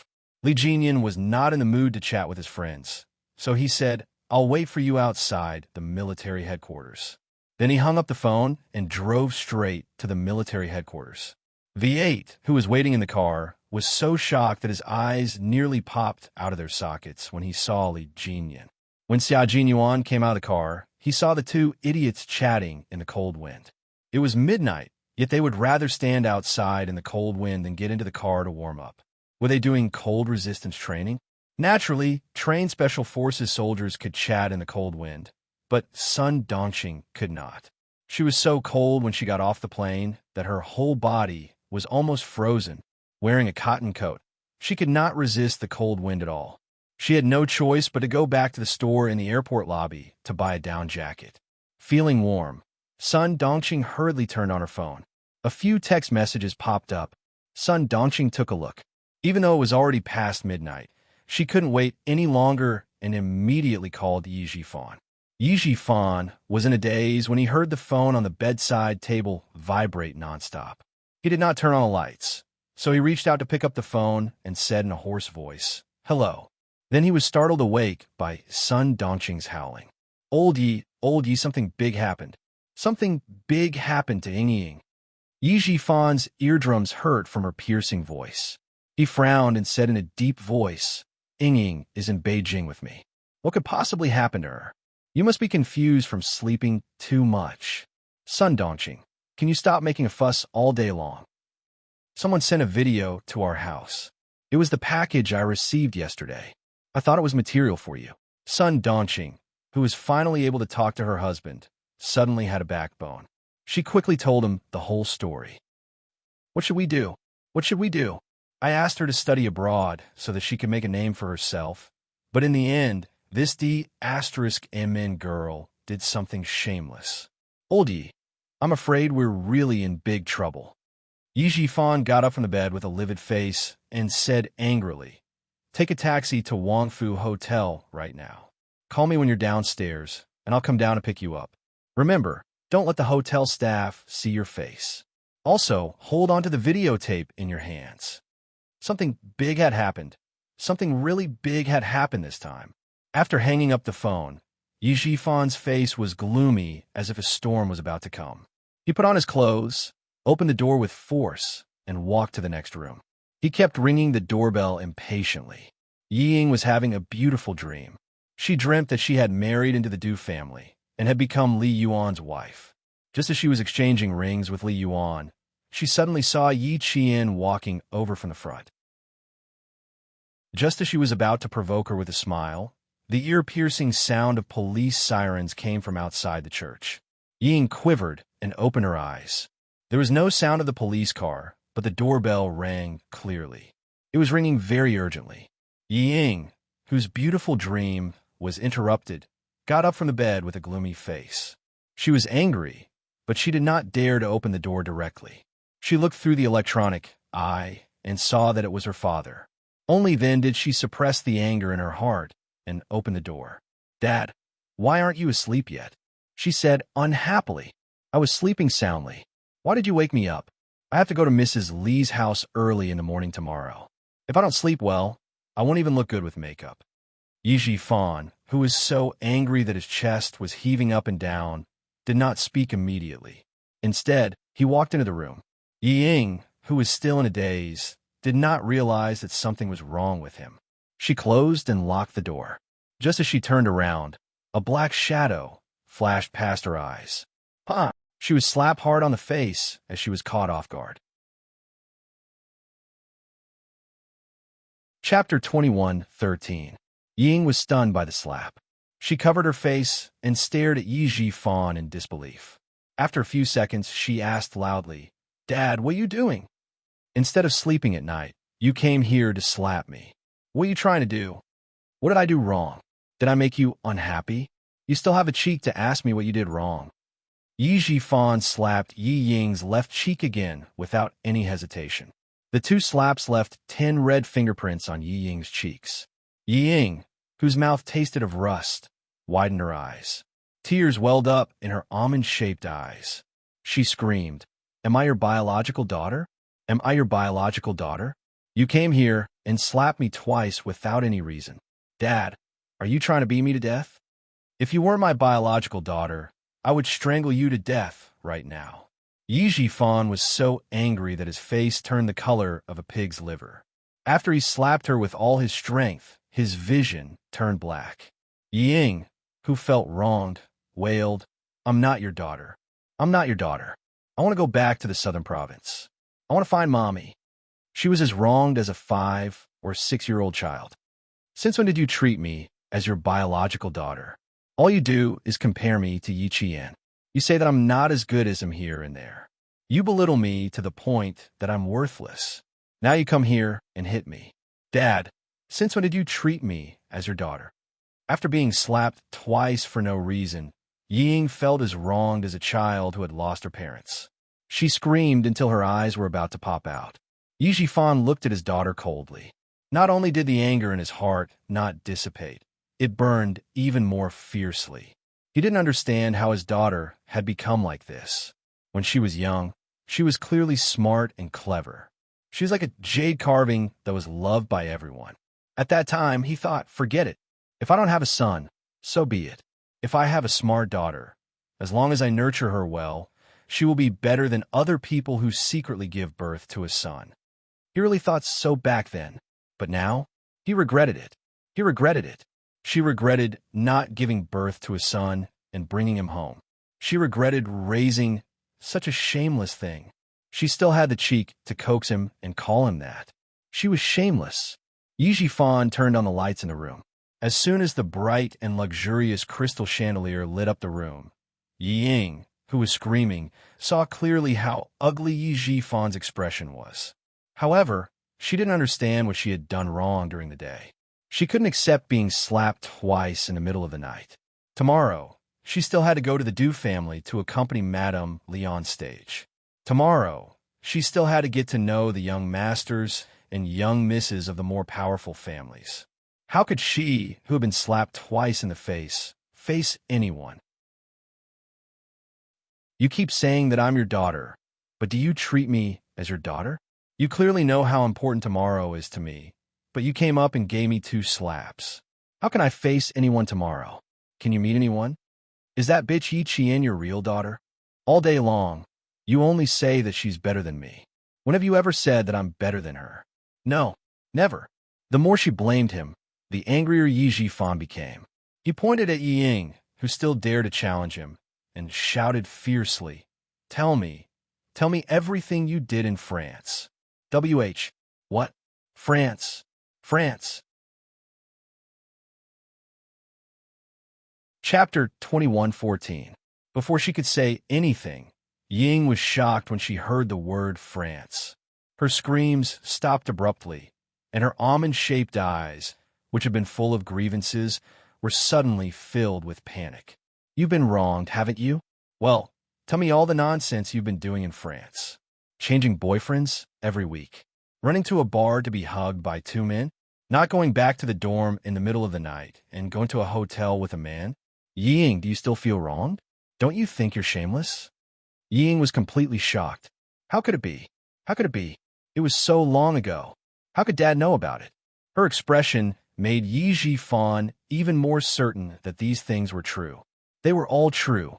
Yi Jifan clenched his teeth as the anger in his heart grew stronger. The anger on his face surged directly between his eyebrows.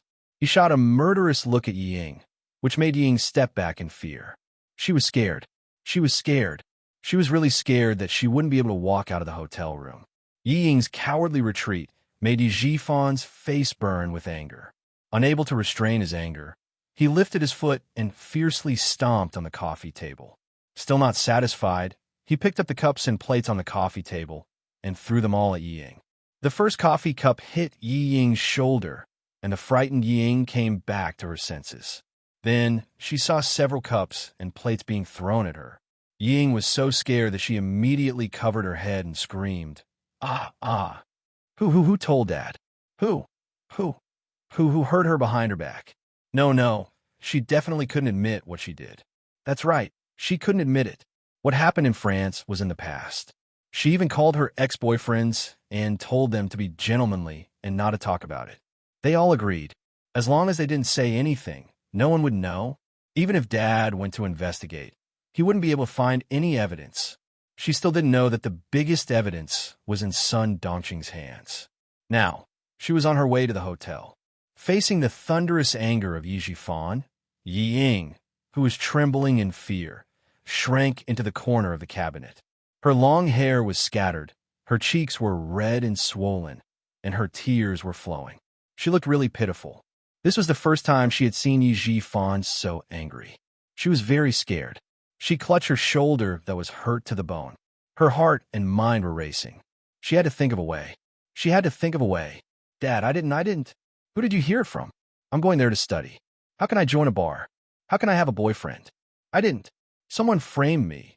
That's right, someone must have framed me. It's Yi. It must be Yi Qian.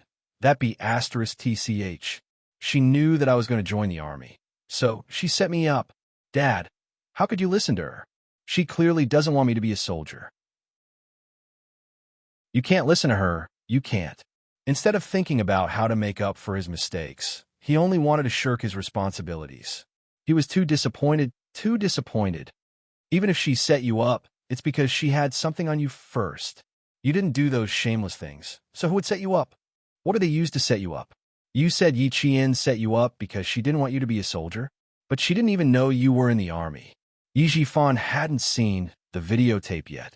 After his anger, he felt exhausted. Ying, you disappoint me. I'm completely disappointed in you. Ying, who was about to faint from crying, tried her best to shrink her shoulders and cover her face with her hands to prevent further injury. Her voice was hoarse from crying. She knows, Dad, she knows. Chapter 21:15. She had to make her father believe that Yi Qian framed her, only by making him believe that she would not be beaten again. She burst into tears and pushed all the blame onto Yi Qian. She knew, and that's why she framed me. There's no one else other than her. Dad, I really didn't do anything to embarrass you and Mom. I really didn't. Dad, you have to believe me. You have to believe me. It's really Yi Qian who framed me. She framed me. She had to make her father believe her. Otherwise, she would not have an easy time tonight. Yi Ying's eyes flashed as she covered her face with her hands. She would never admit to the ridiculous things she did in France. She had to make her father believe that it was Yi Qian who framed her. She had never done anything to embarrass her parents. Suddenly, Ying was glad that she told Yi Qian during her physical examination that time and let her know that she had enlisted. Otherwise, she would not have been able to push all the blame onto her today. Moreover, other than Yi Qian, she could not think of anyone else who would frame her. Yi Qian, Yi Qian, how dare you frame me? Fine, fine, fine. If I don't have an easy time, you won't have an easy time either. Yi Ying, who hated Yi Qian to the core, only wanted to push Yi Qian out when something happened. Just like when she was young, she only needed to push Yi Qian out whenever she did something wrong. The one who was beaten and scolded was always Yi Qian. It had never had anything to do with her. This time, there was no exception. Yi Ying, who was screaming her grievances, was afraid that Yi Zhifan would do something irrational to her in his rage. She tried her best to reduce her presence. She hugged her shoulders and curled into a ball in a corner. She did look very pitiful. She didn't dare to speak to Yi Zhifan directly. She only glanced at him from time to time. Every time she glanced at him, she would be frightened by Yi Zhifan's ferocious expression. The more scared she was, the more her body trembled. The more she trembled, the more she wanted to use pity and grievance to make Yi Zhifan feel sorry for her. She didn't dare to say that she wasn't Yi Zhifan's daughter anymore. She only hoped that she could get some pity from him so that she could escape this calamity. How could Yi Zhifan, who was so angry that his vision was turning black, feel sorry for him? He really wanted to strangle this disobedient bastard to death with his own hands. How did Yi Qian know that you joined the army? How did she know? How would you know? He slowly sat down on the sofa after standing there for a long time. He stared at the stubborn Yi Ying and asked, how did she find out? How did Yi Qian know? Yi Zhifan already had an answer in his heart. Other than the mother and daughter pair, who else would sue Yi Qian? Who else knew that Yi Ying was about to join the army? To be safe, he didn't even mention it to his colleagues at the bureau. Yi Ying sobbed, tears and snot flowing down her face. I told Mom. Last time, during the physical examination, Mom and I bumped into Yi Qian. We couldn't help but tell him. He had repeatedly warned her not to tell anyone before she actually joined the army. In the end, the mother and daughter pair told Yi Qian. At this moment, Yi Zhifan seemed to have aged a lot. But even if Yi Qian knew about it, she didn't have the ability to get her hands on the videotape unless she had someone backing her up. But would there really be someone like that willing to help Yi Qian? She sent the videotape directly to his home. Did she send it to other places? Did she send it to other people? Or did she send it to his colleagues? What about the provincial government? Chapter 21:16. No, he couldn't just suspect Yi Qian. The most suspicious people should be his political opponents who were trying to sabotage him. Only they had the ability to get their hands on the videotape. However, they weren't trying to sabotage him. They were openly telling him that they had the videotape of his daughter's scandalous deeds. If Yi Ying was innocent and upright, why would they try to sabotage her? A fly wouldn't stare at a flawless egg. He had left evidence that could be used against him. Who could he blame? So, you suspect Yi Qian of sabotaging you? Are you trying to tell me that you didn't do anything that would embarrass the adults in France? Yi Zhifan's gaze was cold as he asked in a low voice, do you dare say that you didn't do anything that would make you a laughingstock and embarrass you? Raise your head. Look at me and answer. Do you dare say that you were sabotaged? Do you dare to say it? Yi Ying's fingers were trembling violently.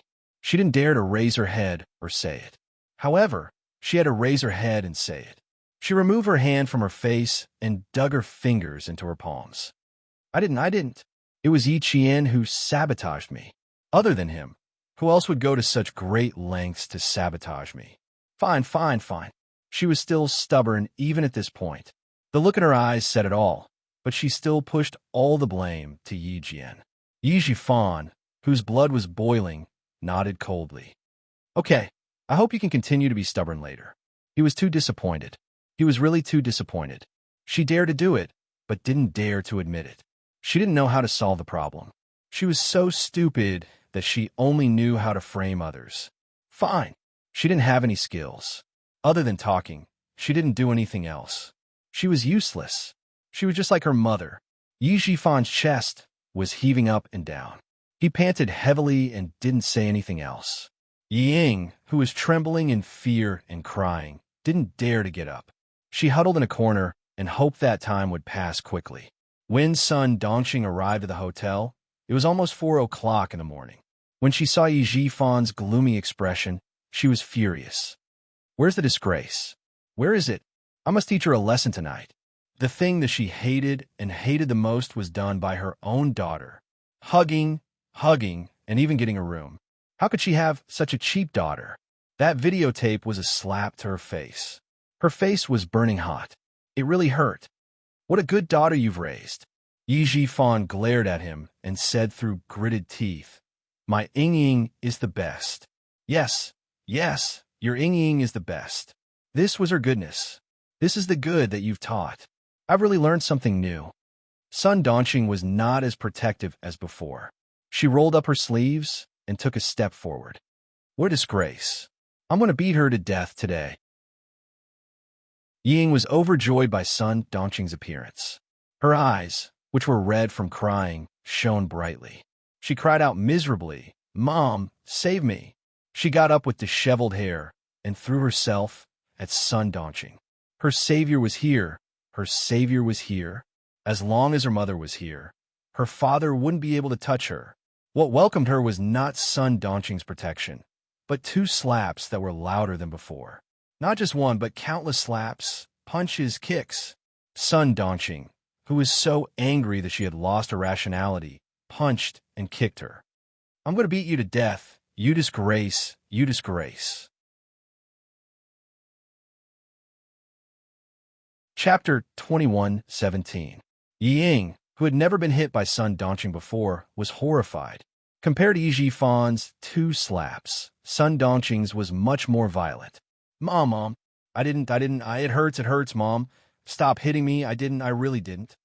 Yi Ying, who was beaten to the ground, bent her body and desperately protected her face and head. She was overwhelmed with horror. How could this be? Why didn't her mother help her? Why? Yi Ying screamed and begged for mercy, but Sun Dongqing beat her even more fiercely. I didn't send you to study abroad so that you could learn to sleep with foreign devils. I didn't want you to be a prostitute. I didn't want you to change your boyfriend every week. I'll beat you to death, you shameless thing. You can live a good life, but you have to humiliate yourself. If you want to find a boyfriend, fine, I won't stop you, but you should find me a boyfriend like Mrs. Li's son. Find a foreign devil to sleep with? Shameless thing. Who did you learn this from? Just as Sun Dongqing was about to kick Yi Ying's head, Yi Jifan, who was expressionless, frowned and grabbed his wife who had lost her mind. That's enough. If she continued, she might really beat Yi Ying to death. Sun Dongqing was a barbarian and a shrew. When she lost her mind, she was even more ruthless than Yi Jifan. In this way, Yi Jifan's attitude was much gentler. There was a video recorder in the hotel. Yi Jifan put in the tape. After a while, Yi Ying, who was wearing heavy makeup, appeared in the video. She was intimately dancing with a blonde man on the dance floor of the KTV.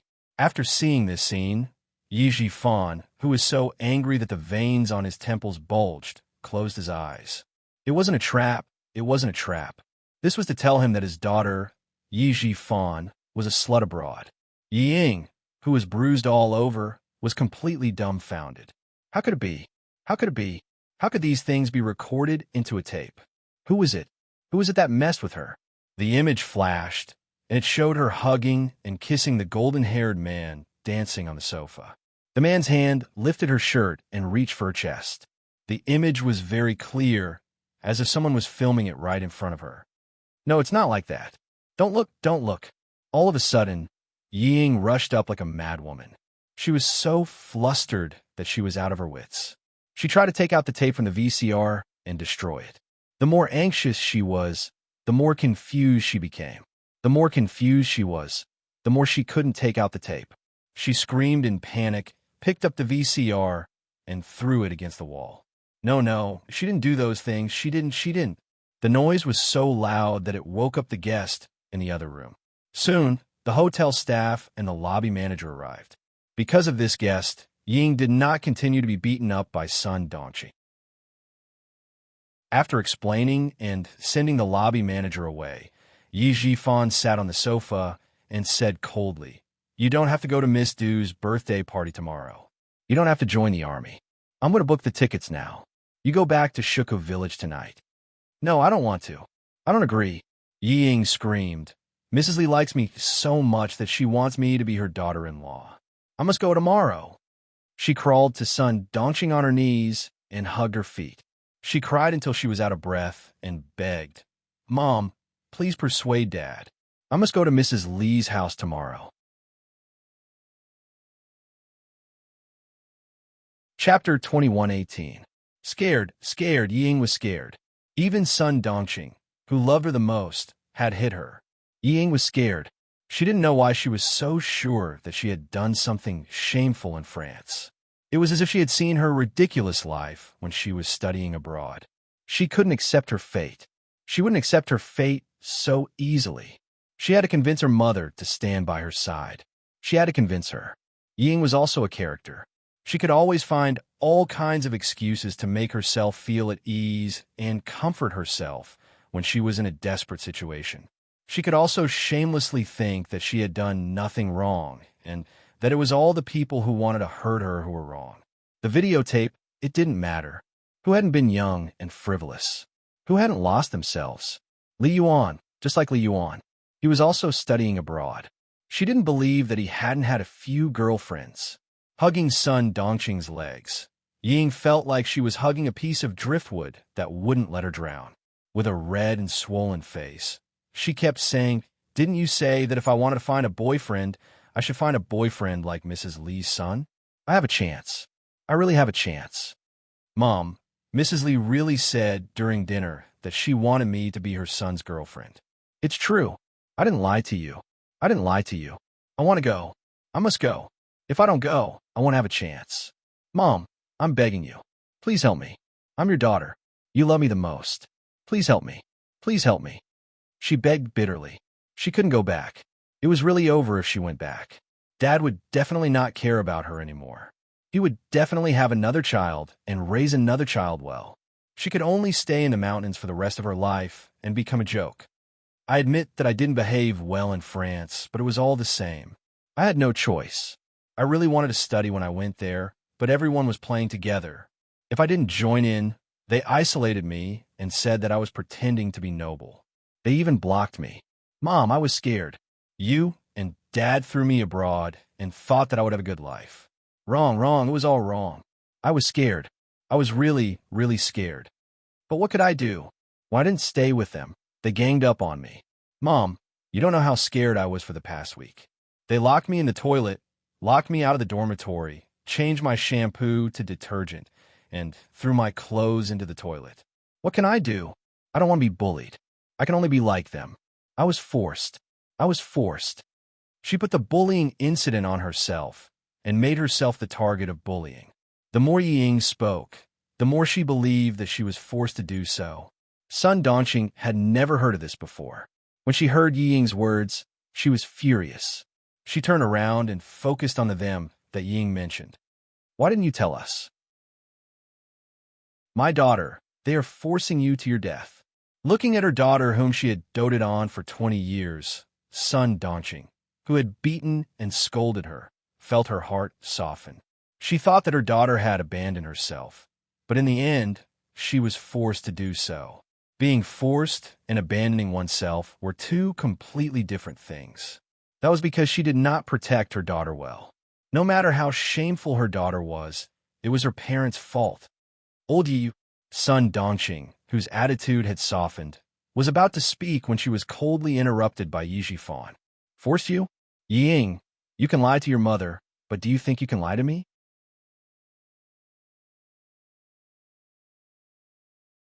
Chapter 21:19. As soon as Yi Jifan opened his mouth, Ying panicked. I found you a prestigious French university, not some random university. Force you? Ying, you can lie to your mother and yourself. No one can force you. You're the one who degenerated. Every word made Ying feel like she was falling into an abyss. Her heart sank to the bottom. Sun Dongqing, who was holding Yi Ying's shoulders tightly, knew that her husband would not lie to her about this. Then, her daughter was lying to her just now. Mom. Yi Ying did not dare to say that her shoulders were hurting. She knew that only by crying out in pain could Sun Dongqing's heart soften. She was thinking quickly about how to get away. Yi Jifan, who had decided to give up on Yi Ying, pressed on. Sun Dongqing, do you think the other party only has one videotape? Can you guarantee that they didn't send more videotapes to my station? My colleague? Do you really think it's just a videotape? Sun Dongqing, can you grow a brain? Now, someone doesn't want your daughter to enter the army. Do you understand?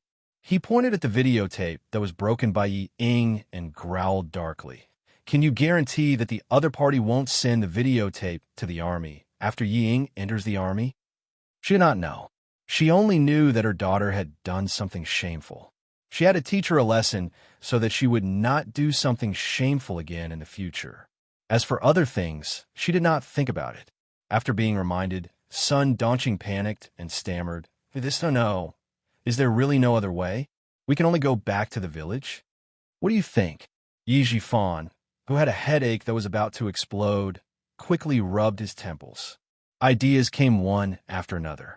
If they could not find the person who sent the videotape, Ying would not be able to leave the village, let alone enter the army. As for marrying into the Du family, don't even think about it. Once the videotape fell into Mrs. Li's hands, the whole family would be finished. Ying, who was crying so hard, saw that her mother's attitude softened. She immediately continued to plead, There is a way. As long as Mrs. Li treats me well, no one will dare to offend our family. Mom, I will marry into the Du family. Believe me, I will definitely marry into the Du family. Li Yuan has a good impression of me. He even asked me to look for him when I'm free in the future. He'll take me out to play. The deputy chief of staff, Du, also agreed. Mrs. Li also asked Li Yuan to take care of me.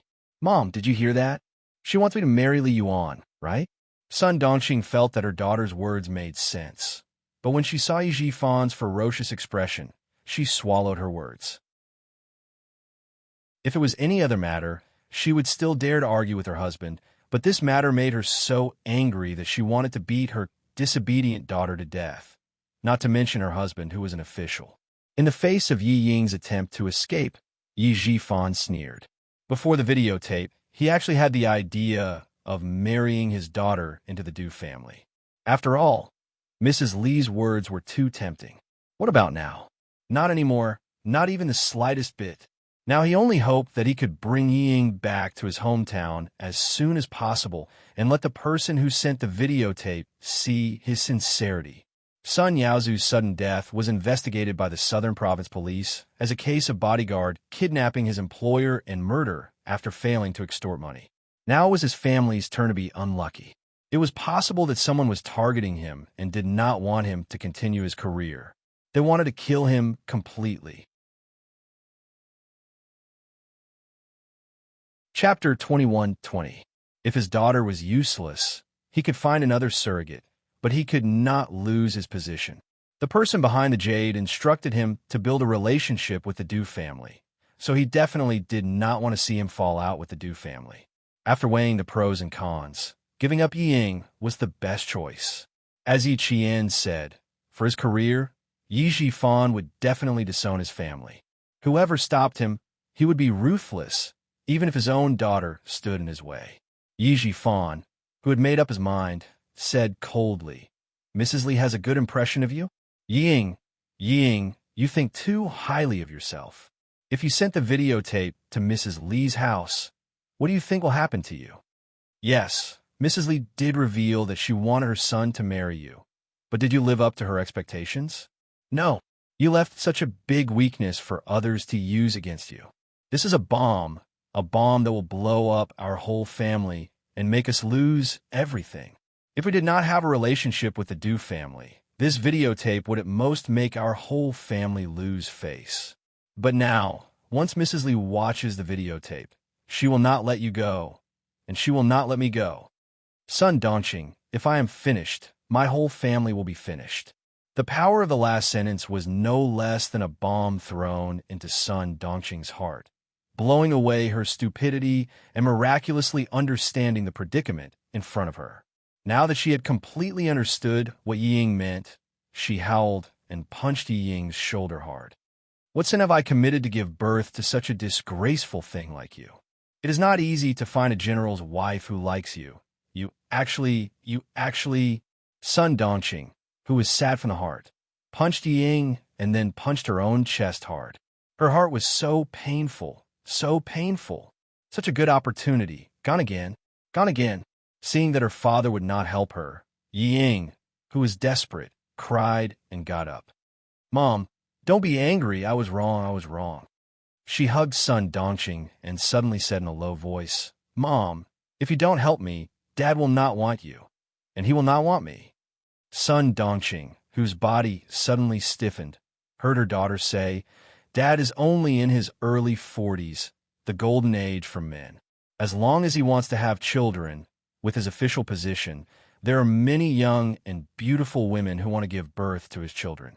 Mom, you must help me go to the Du family. I can't be fooled by Dad. He didn't want me to go because he was afraid that he would offend the Deputy Chief of Staff Du. Madam Lee likes me. Mom, I'm confident that I can win her heart. I'm also confident that Li Yuan won't be able to run away. Tomorrow is my last chance. If I miss it, Mom, both you and I will be abandoned by Dad. Don't say that Dad doesn't dare, he dares. I can't compete with you over Dad. Mom, you can't compete with him over what he wants to do, and neither can I. So, I'm going to take a gamble. If we win the bet, we win." His words touched Sun Dongqing's heart. That's right. Her daughter was right. Once the mother and daughter returned to Shuku village, everything would be over. They would become the laughingstock of the entire village. But what should he do? She didn't have any other ideas and could only let her daughter figure it out herself. The mother and daughter hugged each other. Yi Jifan, who had a splitting headache, didn't say anything else. He glanced coldly at Ying, got up, and said to Sun Dongqing, "Look after her. I'll go back to my room and book tickets for you two to go home." He didn't know that when he went back to his room to book the tickets, Sun Dongqing and Ying left Wangfu Hotel in a hurry. He also didn't know that the mother and daughter had caused a huge disaster. Chapter 21. It was 5 o'clock in the morning, and the cold wind blew through the capital city. Occasionally, there would be some noises on the streets, and after that, there was only the quiet street lights waiting for dawn. Ying did not dare to stay any longer. She staggered into a taxi with Sun Dongqing and gave the driver the name of a chain hotel in the country. She desperately wanted to escape from Yi Jifan's control. What should she do tomorrow? She did not have a solution now. "Mom, I have to put ice on my face to reduce the swelling. Forget about my body. I'll wear a long-sleeve dress." Ying quickly spoke to Sun Dongqing in dialect after getting into the taxi. What should she do next? She did not have a solution now. She had to go to the Du family and attend Du Jiai's birthday party first. Then, she took out her phone and quickly sent a text to Li Yuan. The text basically said that her mother was worried and came over. She did not know why she quarreled with her father. She failed to stop them and was accidentally injured. In short, she tried her best to explain the injuries on her body and face. Sun Dongqing glanced at the text and saw that she was a little embarrassed. Her expression made Ying narrow her eyes. Deep resentment flashed through her swollen eyes. Not only did she hate Yi Jifan, But she also hated Sun Dongqing. Sun Dongqing, who was wrapping ice in a towel, did not notice and said, "How could I not know that Mrs. Li really wanted you to be her daughter-in-law? When I saw the videotape, I was so angry that I almost fainted. Ying, whether you were forced or not, you did such a thing." Speaking of the videotape, Sun Dongqing was angry again. She pressed the ice in her hand on Yi Ying's face. "With this videotape, even if you really marry into the Du family in the future, you will still be on tenterhooks. Mom, why do you keep looking at the past? Do you think everyone is clean? They are all the same." Li Yuan is still studying in the United States, which is a very open country. The number of girlfriends he had could fill several buses. "Can you stop talking about it?" Seeing her bruised face in the mirror, Yi Ying was irritated. "If you keep thinking about the past, why don't you quickly reduce the swelling on my face? When I marry into the Du family, you could just enjoy life with me." It had to be said that Ying was very good at coaxing Sun Dongqing. Sun Dongqing, who originally wanted to strangle Ying to death, was busy getting ice cubes for Yi Ying and spraying anti-inflammatory and pain-relieving spray for Ying. She was so busy that her heels didn't even touch the ground. Li Jinyan was also running around. He didn't expect that he would become Xia Jinyuan's errand boy when he arrived at the hospital. There were examinations, forms, stitches, and medication. By the time they were done, it was already early in the morning. Xia Jinyuan, who had finally cleaned up the pus in the wound and was stitched up again, lay lazily on the hospital bed and chatted with Li Jinyan, who was resting on the hospital bed. "You came here in the middle of the night to talk to me about the overseas competition. Is your time that tight? I haven't seen the specific list of people on our side, and the Major General didn't mention to me who will be going either. When the list is out, we will arrange a training session to improve our teamwork." Li Jinyan, who was resting with his eyes closed, just wanted to find someone to talk to. The list was secondary. When he heard Ying, he said calmly, "You are injured now. How are you going to arrange the training? Yi Qian should also be selected. Her schedule isn't easy to arrange. It had been a month since the last training session. She should have started school by now." Chapter 21-22. If she does well this time, the school won't have too many problems. If she doesn't, I'm afraid they won't let her go. After all, the school doesn't know what she's training for. After Xia Jinyuan finished speaking, he thought for a while and said, "Actually, you can say that she's training for the competition. The National University of Science and Technology often sends students to participate in the competition. She can do it too. I'll call you later to ask about the situation. You should know about Yi Qian's results." When they talked about the military, Li Jinyan's slightly depressed mood suddenly became a lot more cheerful. After resting for a while, he got up, straightened his military uniform, and said calmly, "Rest well. I'll go to the military headquarters for a meeting." Xia Jinyuan, who could tell that he had something on his mind, looked at him meaningfully and said with a half-smile, "You're in a good mood so quickly? Are you sure you don't need to talk to me anymore so that I can talk to you?" Talking to Yi Qian can indeed improve my mood quickly. Faced with his comrade's teasing, the handsome and cold Li Jinyan calmly replied. That one sentence made Major Xia choke in his throat. After he calmed down, Major Xia smiled and said, "Major Li, Yi Qian is my girlfriend." "You're late. So what if she's your girlfriend?" "She's also my comrade." "Huh, she's also my comrade. She's both my girlfriend and my comrade." Major Xia, who was now the boyfriend, calmly responded to the sudden provocation. "You're not interested in stealing your comrade's girlfriend." He was indeed not interested in being immoral, but Li Jinyan looked at his former opponent, who was now his comrade, and sneered. "Didn't I tell you before? Yi Qian gives me a familiar feeling." "Major Xia, wait for me to check it out. When the time comes, it'll be hard to say what your identity and mine will be." "Check it out?" Xia Jinyuan's smile did not fade, but his eyes darkened. He said in a deep voice, "Devil, Yi Qian's situation is a little special." "What do you want to check?" "The situation is a little special?" Li Jinyan, who was about to leave, sat back on the bed and asked coldly, "What happened? Well, I'm investigating here. could it possibly affect her? His eyes suddenly turned cold and sharp as he said, "Or do you know what I'm investigating? Someone is investigating it too?" This time, it was Xia Jinyuan's turn. His eyes suddenly turned cold and sharp. He stared at Li Jinyan, and even his voice was frosty. "Devil, what did you find out about Yi Jian? He was a major and a marine. What did he have to investigate Yi Qian? Check the relationship between Yi Qian and my family." Since it was related to Yi Qian, Li Jinyan did not hide anything. "I want to know why I feel a sense of familiarity with her. The relationship between the little fox and the Li family?"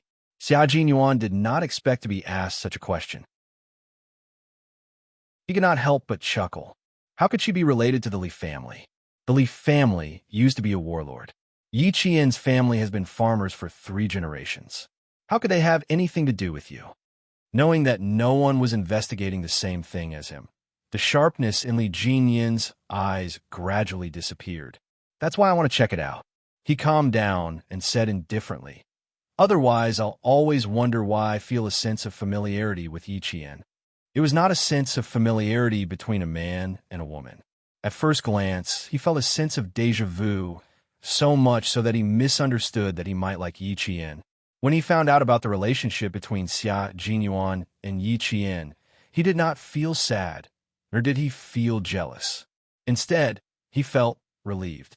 These 2 feelings puzzled him, so he had no choice but to investigate. Xia Jinyuan felt that it was a fantasy. How could it be possible? Chapter 21-23. Demon King, perhaps you can think of the so-called sense of familiarity as a kind of appreciation between the strong. Looking at his stubborn comrade, Xia Jinyuan felt helpless. "I once conducted a detailed investigation on Yi Qian. The military has also investigated her. Devil, I can tell you with certainty that she has nothing to do with the Li family. If she does, the military will definitely find out. The military has detailed information on 3 generations of her family. You're overthinking it." Li Jinyan only replied calmly to his comrade's advice. "I trust my intuition." "To hell with your intuition." Xia Jinyuan cursed in his heart. Seeing that he was so insistent, he reminded him, "Recently, Yi Qian has been troubled by something. Since you have to investigate it, I hope you can postpone it for the time being. I don't want to complicate matters because of your investigation." "Sure." Li Jinyan nodded. He would definitely be cautious when it came to Yi Qian, but he pursed his lips and asked, "What's troubling Yi Qian? What happened to make you so nervous?" "No, it's not Yi Qian. As for the specific reason, I'm sorry, Devil. I can't tell you. I just hope you can delay your investigation."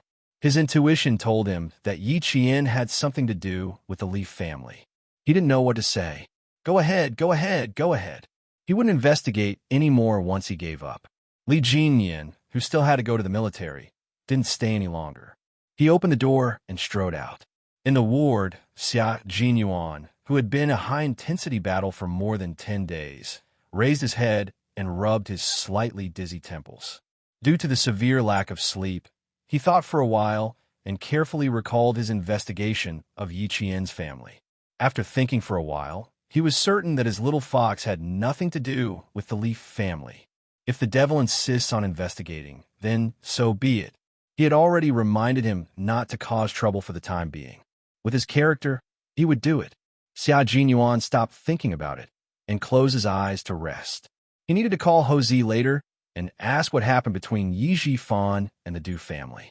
As for his little fox, he had to go to the southern province to look for her after he rested. He had a lot of things to deal with, so he had to rest well. Xia Jinyuan, who slept until 8 o'clock, opened his eyes. The first thing he did was to call Ho Zi in southern province. He needed to know what Yi Jifan and the Du family were up to. Only then did Xia Jinyuan realize that while he was away, Yi Qian had done quite a few big things. Ho Zi told Xia Jinyuan everything that had happened to Sun Yaozu without exaggerating. First, he shot Sun Yaozu's eyes with a glass shard. Then, he brought him to the mountain and dealt with him. "I didn't do anything other than cleaning up the mess for her and getting rid of the foreign bodyguards that Sun Yaozu had illegally hired and framing him. The rest is the Southern Province Police's job. Xia Jinyuan did not react much when he explained everything that had happened in a few words. He was fine as long as his little fox was fine. She would not make a move easily. Once she made a move, she would definitely have to make a move. It was fine as long as she was fine. The second thing was the videotape. Xia Jinyuan was even more relieved. Although Little Fox did not directly tell Hosea how she was going to deal with the backup tapes, he could guess it based on his understanding of her. Yi Jifan would definitely receive one copy. One copy would most likely be sent to Madame Li because she wanted to cut off Yi Ying's escape route. The other copy would be from the military, his old man Xia. Both were possible.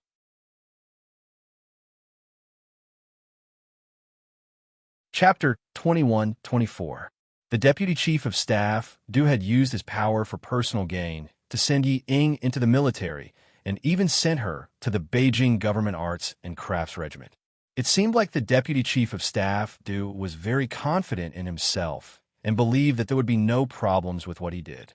Yi Ying entering the military would not only make Yi Jifan's political career more difficult, but it would also be evidence for him to deal with the Deputy Chief of Staff, Du, in the future. If he wanted to blow up the matter and make Yi Jifan a target of the Du family, he would have to tell Little Fox to endure for a few more days until Yi Ying entered the military and Mrs. Li saw the videotape. At most, she would have to endure for another 10 days. Your girlfriend is very good at taking care of herself. Laolu, you have good taste. Take good care of her, and your future will be exciting and fulfilling. You can also rely on each other and won't make a scene because of your career. Hosea's mentality was becoming more and more peaceful. It was probably because he had experienced so much and lost so much that he realized that life was actually just two people relying on each other and slowly living the rest of their lives. Xia Jinyuan knew what kind of person he was talking to in the past.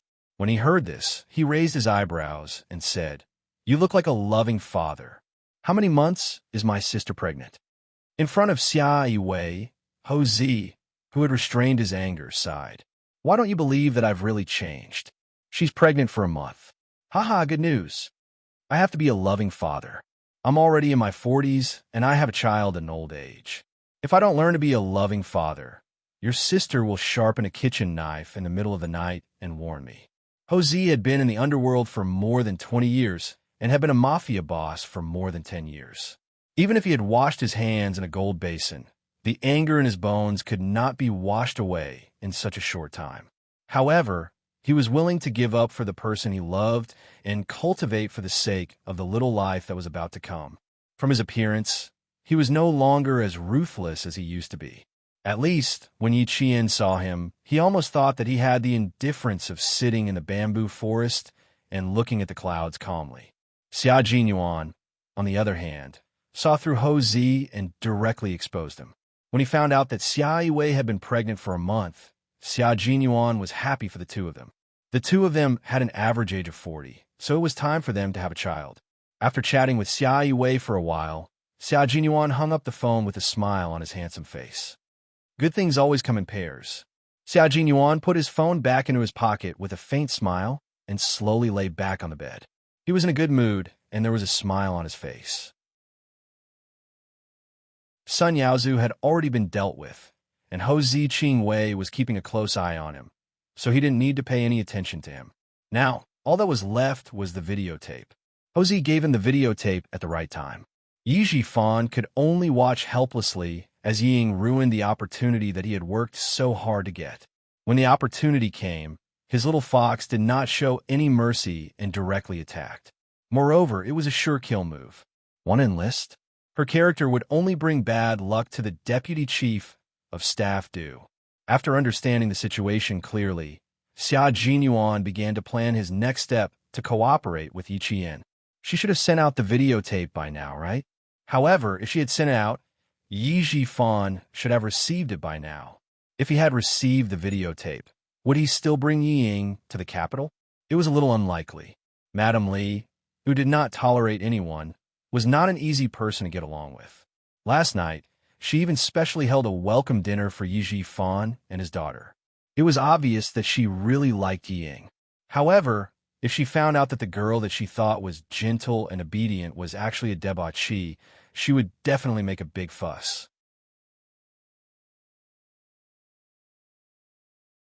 Chapter 21-25. This was interesting.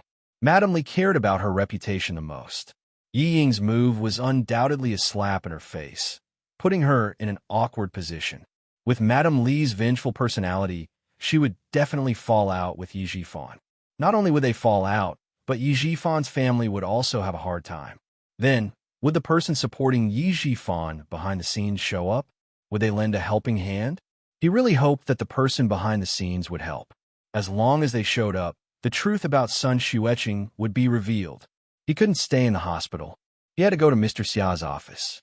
After that, he would go to Southern Province to see little Fox, who he missed so much.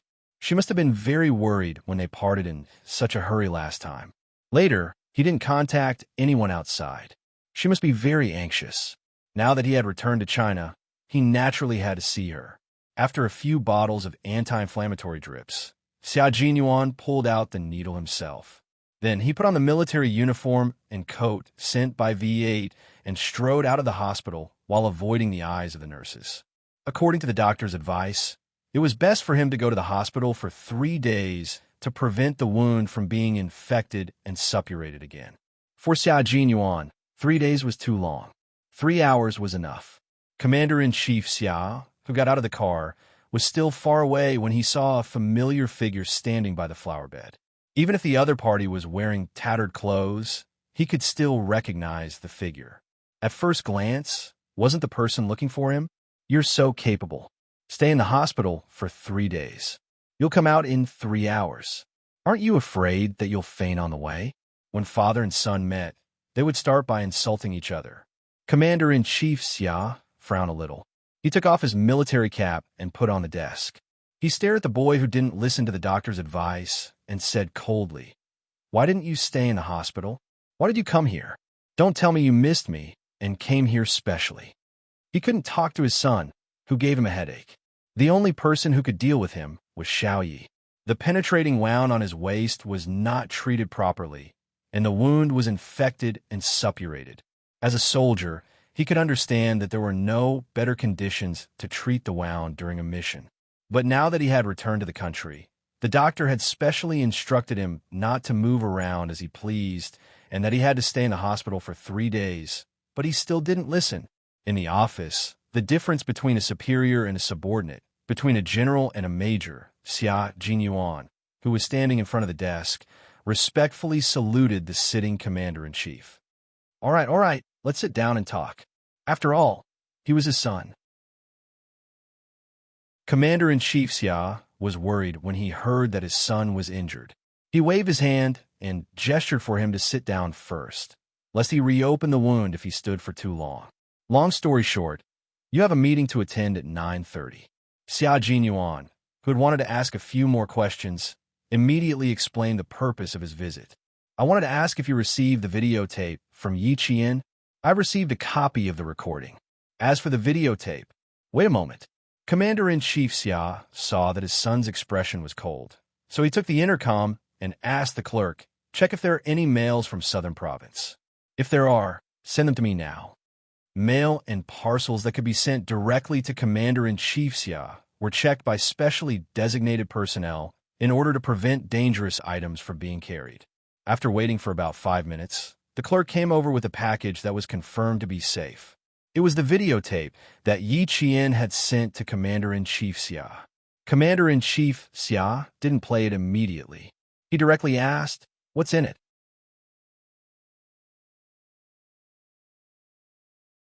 Chapter 21-26. It's about the private life of a recruit before she joined the army. This recruit was diagnosed with a heart condition in junior high school, and it was recorded in her personal file. On the day of the college entrance examination, she framed Yi Qian for cheating to avenge her personal grudge.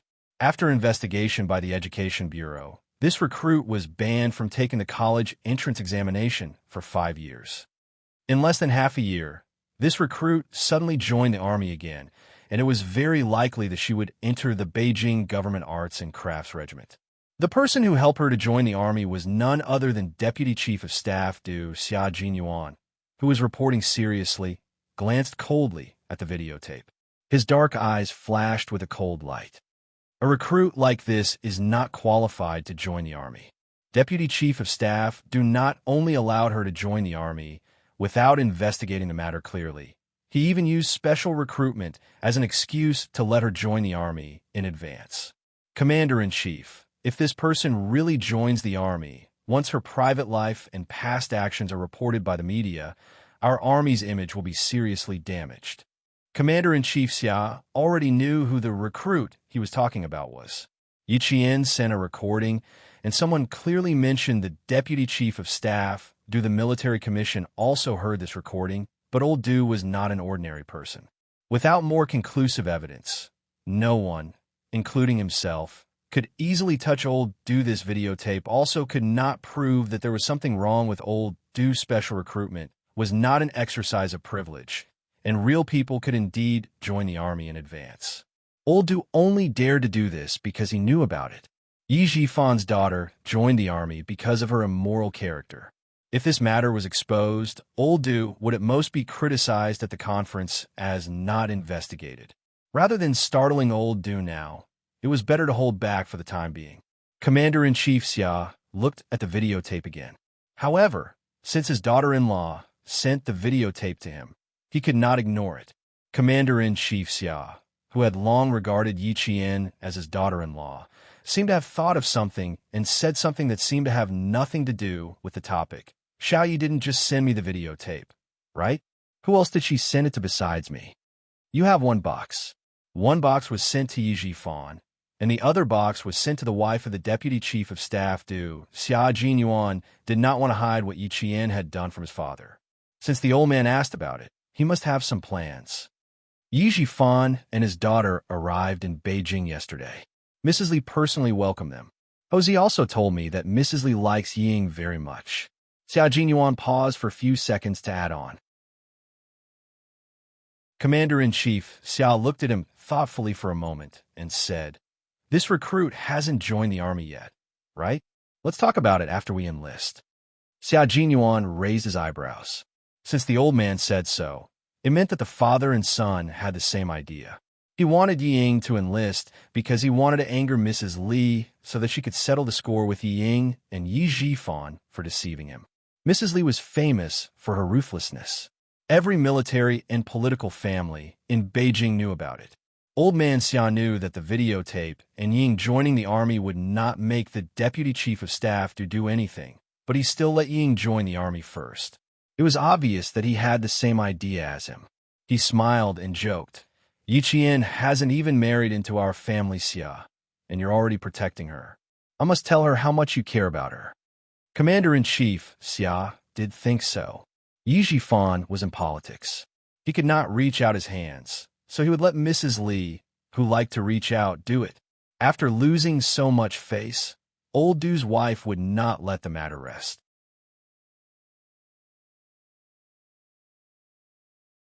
Chapter 21-27. If I don't take good care of Xiao Yi, I'm really afraid that another guy with foresight will snatch him away from you. Commander-in-Chief Xia didn't spare any effort to attack his son. In exchange, Xia Jinyuan looked at him indifferently, so Commander-in-Chief Xia didn't mention it. Yi Qian trusted him, and he trusted Yi Qian. If he said too much, the two of them would laugh at him. Well, his son was much more reliable than before, so he shouldn't worry too much. As long as Major General Yang mentioned him, he would add, "Commander-in-Chief, it's all thanks to your hard work back then that Xia Jinyuan became what he is today." In fact, he only did it twice back then, and Major General Yang happened to meet him both times. As for what Xia Jinyuan is today, to be honest, it was all because of Xia Jinyuan's own hard work, and it had nothing to do with him. Now that he had found Yi Qian as his girlfriend, he probably didn't need to do anything in the future. The two of them could solve their own problems by themselves. But now that he could help, he would naturally help. As for old Du, you and Yi Qian are not allowed to interfere. Now, we should focus on investigating Yi Qian's mother, martyr son Xueqing. Commander-in-Chief Xia felt that the most important thing was not to bring down Yi Jifan, but to investigate martyr son Xueqing. On the third day of the new year, the military commission asked Yi Qian to come to Beijing. The words military commission made Xia Jinyuan's eyes turn cold. Why did they ask her to come? One of martyr son Xueqing's comrades with the surname Kai, who is now the director of a city's public security bureau, is also investigating. He returned to his original unit to take some of the information from the investigation back then. Coincidentally, the military was also retrieving the original information, so they found this director. For the sake of caution, the military asked Yi Qian to come to the military commission to find out how much she knew about martyr son Xueqing. Yi Qian was very calm. Originally, the military commission wanted to test her, but she directly told Colonel Tan, who was talking to her, that she suspected there was a problem with martyr son Xueqing's sacrifice. She suddenly spoke so bluntly that Senior Colonel Tan, who was questioning her, almost lost his cool. Hearing this, Xia Jinyuan laughed. That's right, his little fox didn't like to beat around the bush, especially in front of the military commission, who was investigating martyr son Xueqing. The military disciplinary committee was not an ordinary place. Hiding it would be counterproductive. It was better to say it directly and let the head of the military disciplinary committee see her unreserved cooperation. When Commander-in-Chief Xia thought about what happened that day, a faint smile appeared on his serious face.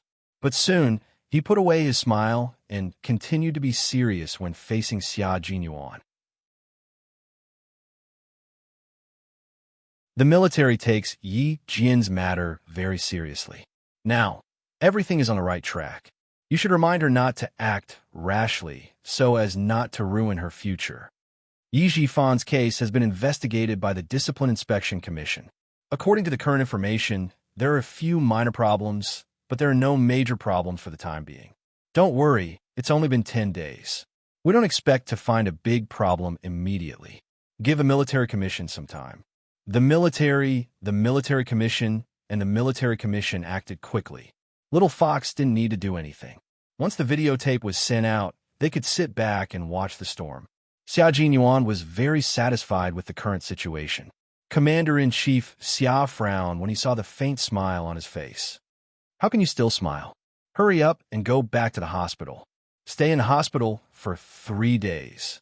Don't move around without my permission. It's a puncture wound, not a scratch. Don't mess around.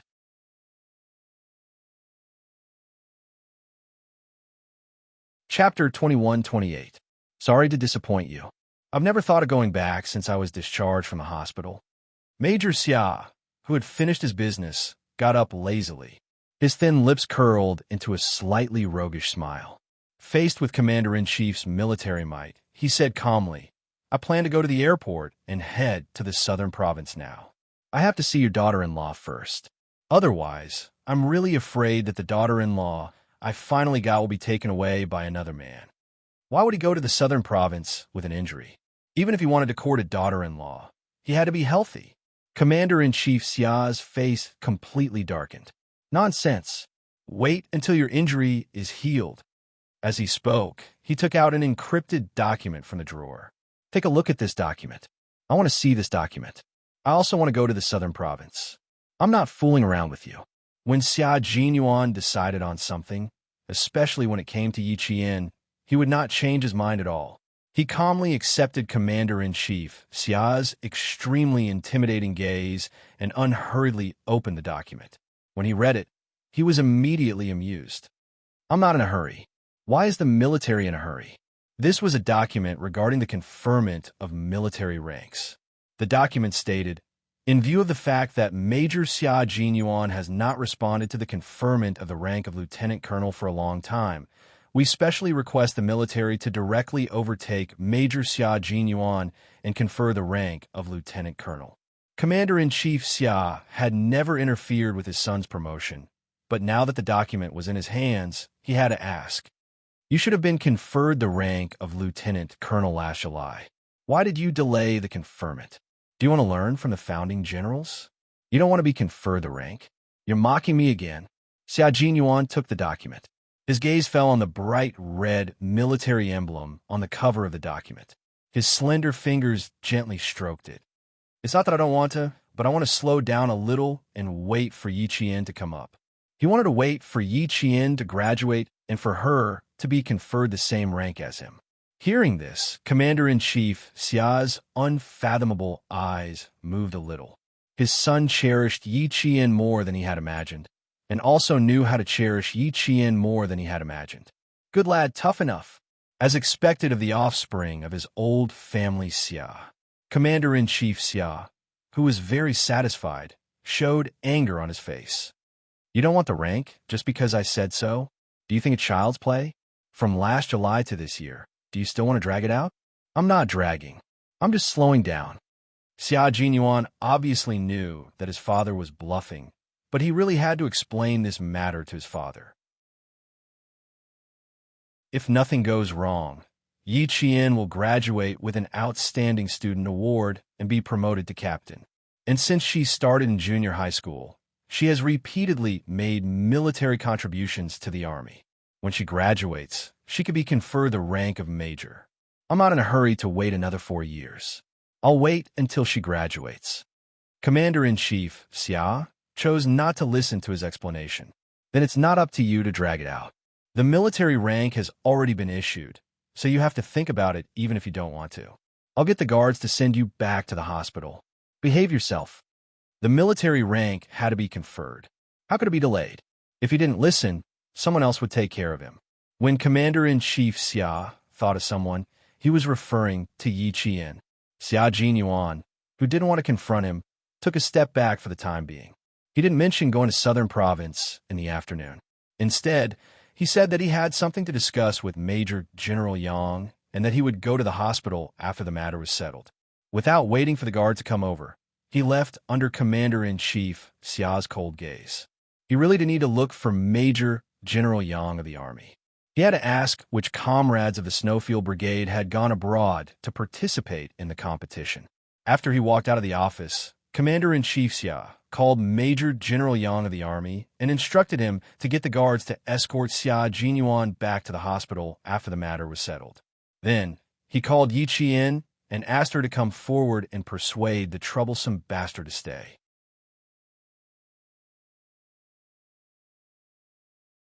Chapter 21-29. Xia Jinyuan hadn't contacted Yi Qian yet, so Commander-in-Chief Xia instructed his staff to call the office of the Director of the University of Science and Technology of China and make an appointment first. The University of Science and Technology of China had strict regulations and didn't allow students to use cell phones. At this time, not many students had cell phones. Even if they did, they had to hand over their cell phones as soon as they arrived at school and wait until they were out, on holidays, or on official business. Yi Qian, who had reported yesterday, handed over his cell phone as soon as possible. Commander-in-Chief Xia, who knew the rules, didn't call his cell phone directly. Instead, he called the director's office. He didn't make the call himself either. He asked his staff to make the call first and then transfer the call to his office. The military called to look for a student. It was none other than Yi Qian, who most of the teachers in the school knew. The director, who knew Yi Qian, looked at the class schedule and asked the teacher to inform Yi Qian after class. Yi Qian was sitting in library number 3 and discussing with several top students from other classes. On the first day of school, the students hadn't gotten over the New Year's atmosphere yet. The freshmen were given a mission. On Labor Day, the freshmen were to go to the northern part of the province for a drill. As the frontline leaders of the future battles, they were instructed to experience the atmosphere of a battle where life and death were on the line.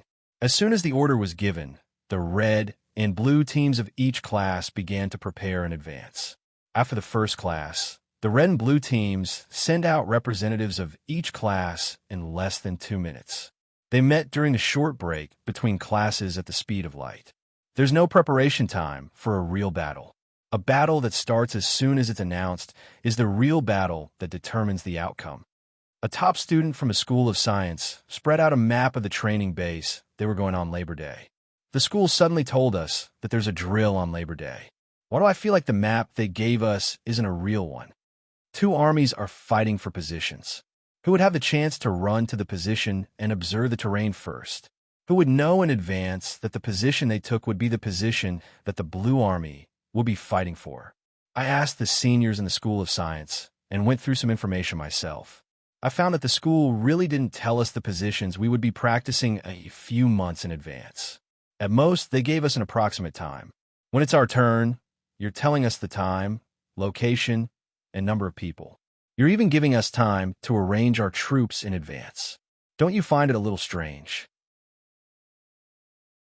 The students of the School of Science were all engineering students, so their logical thinking was quite rigorous. They had a thick book on cryptography, while Yi Qian and the others had only just started studying it, but they had already finished self-studying. Another student said, "Having a direction is better than not having one." Let's not talk about whether it's strange or not. We can first familiarize ourselves with the northern training base and the surrounding terrain. When the time comes, we can carry out the drill anywhere. We can't always focus on the north. Our school has exercise bases in the east, west, south, and north. In my opinion, we can't just grasp the north. We have to grasp the exercise bases in the east, west, south, and north. Only in this way, no matter where the exercise is, we won't have to improvise. Sun Tzu said in The Art of War, "Make a plan before you act. Know when to stop and you will gain." I agree with this student's point of view. Some students agreed. Only by not fighting an unprepared war can one be invincible. This had been the case in all wars since ancient times. Yi Qian didn't speak immediately. Although she had actual combat experience and had participated in a real battle between two armies, she had never participated in a drill involving hundreds of people. Regarding this, she decided to listen first and then express her opinion.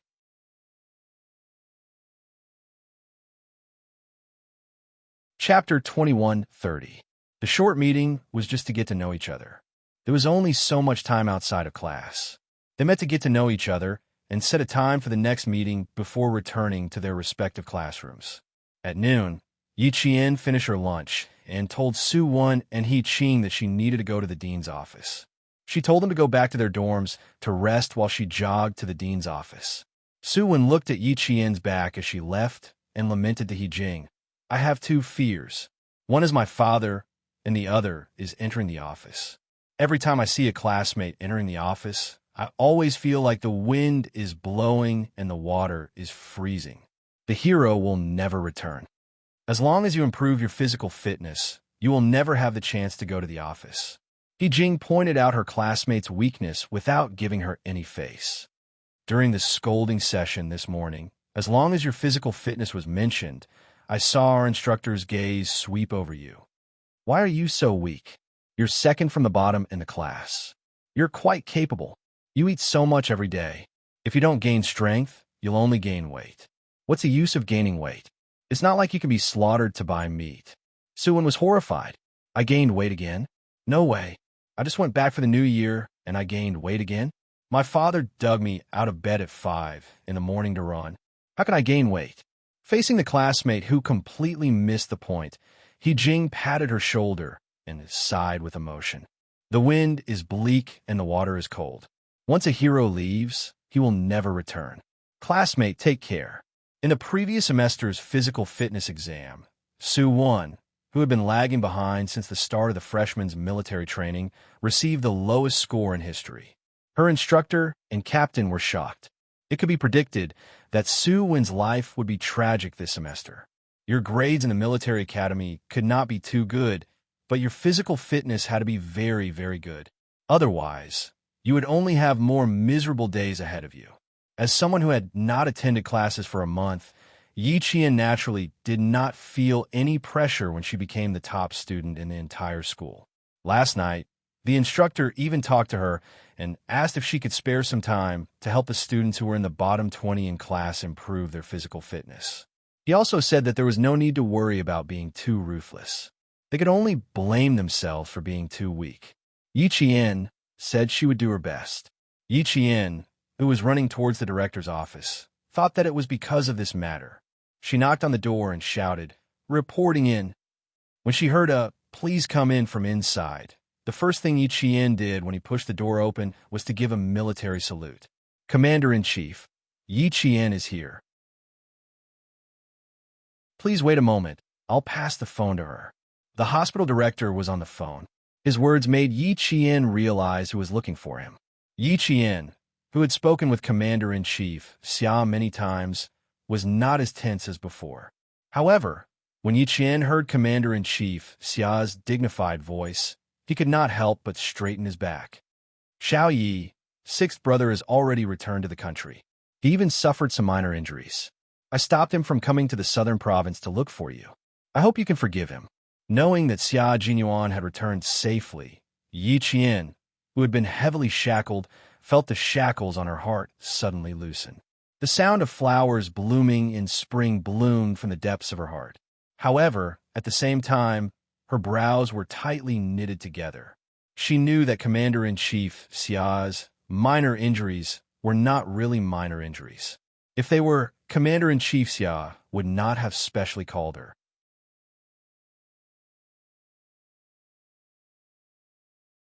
Chapter 21:31. His injuries must be so serious that he had to be hospitalized. Yi Qian, who was a little out of breath, closed his eyes slightly and tried to mentally prepare himself before asking calmly, "Can you tell me how serious his condition is?" He was very calm, but every word was so heavy that it felt like a stone had fallen from the sky and hit Chief Commander Xia. He suddenly realized that he had made such a call. Was it a little inappropriate? Even though Commander-in-Chief Xia was a dignified general, he was also a father who deeply cared about his son. Before he could reflect on his inappropriate call, Commander-in-Chief Xia quickly smiled and replied, "It's okay, it's okay." His waist was pierced, but it avoided the vital parts. He handled it a little carelessly, and the shrapnel left 2 small fragments, which caused the wound to become inflamed. He handled it immediately after returning to China. The doctor suggested that he stay in a hospital for 3 days and get an anti-inflammatory drip. He just came over and told me that he wanted to visit you in the afternoon, but I didn't agree. The clerk who knocked on the door walked in quietly and saw that the commander-in-chief was on the phone with someone. He opened the camouflage folder and presented the contents to the commander-in-chief. This was an invitation from the political department's arts and craft department. Commander-in-Chief Xia was invited to watch the Beijing government troops' upcoming performance in the army. The general idea was to invite leaders of all levels, and then the leaders of all levels would give instructions, guidance, and criticism. Commander-in-Chief Xia's gaze fell on one of the invited work units, pointed here, and said, "Go and ask the school leaders who will be coming to Beijing to watch." Okay. The clerk nodded, put down the folder, and left the office. On the other end of the phone, Yi Qian secretly let out a long sigh and said in a deep voice, "Don't worry, I will definitely stop him from coming over. I will definitely keep him in the hospital for 3 days. For his health, she would definitely not let him come over to Nan province." His waist was pierced by shrapnel and avoided the vital parts. Although the injury was serious, it was better than a bullet pierced through the waist. With Yi Qian's help, Commander-in-Chief Xia was relieved. However, he could understand his son's feelings of wanting to see his girlfriend. It was quite pitiful for the two of them to be apart so much. Thinking of the document just now, Commander-in-Chief Xia asked about Yi Qian's grades last semester and whether anything had happened in the past few days. Yi Qian, who had good grades, reported his grades one by one. "My overall grades are okay. There's not much to do in the next few days. The main classes haven't started yet, so I'll focus on physical fitness for the time being." Focus on physical fitness for the time being? That's easy. With an idea in mind, Commander-in-Chief Xia praised Yi Jian first. He smiled and said, "Not bad, not bad. No wonder Old Six told me confidently that you would definitely get the title of outstanding student. Little Yi, you're very good. You let us all be at ease. Since you don't have classes these few days, and it's Saturday and Sunday, in 3 days, how about this? You go to the capital with the school leaders to watch the performance of the Beijing political group. At the same time, you go to the hospital to visit sixth brother, lest he sneaks into the southern province to look for someone and make everyone uneasy." Yi Qian readily agreed. It should be said that he couldn't ask for more. She really wanted to see Captain Xia. She really really missed him. Lovesickness seeped into her bones, and she was deeply sentimental. Regarding the matter of Yi Qian coming to Beijing with the school leaders had called the dean before she left the dean's office. They asked the dean to inform Yi Qian that he would come to Beijing with the school leaders at 9 o'clock tomorrow to report on his work. They couldn't directly go to Beijing to watch the performance. After all, watching the performance was secondary. The meeting after the performance was the main point.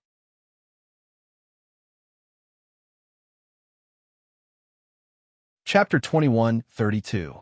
Yi Qian, who was about to leave for the capital, was oblivious to the fact that Yi Ying was talking about her.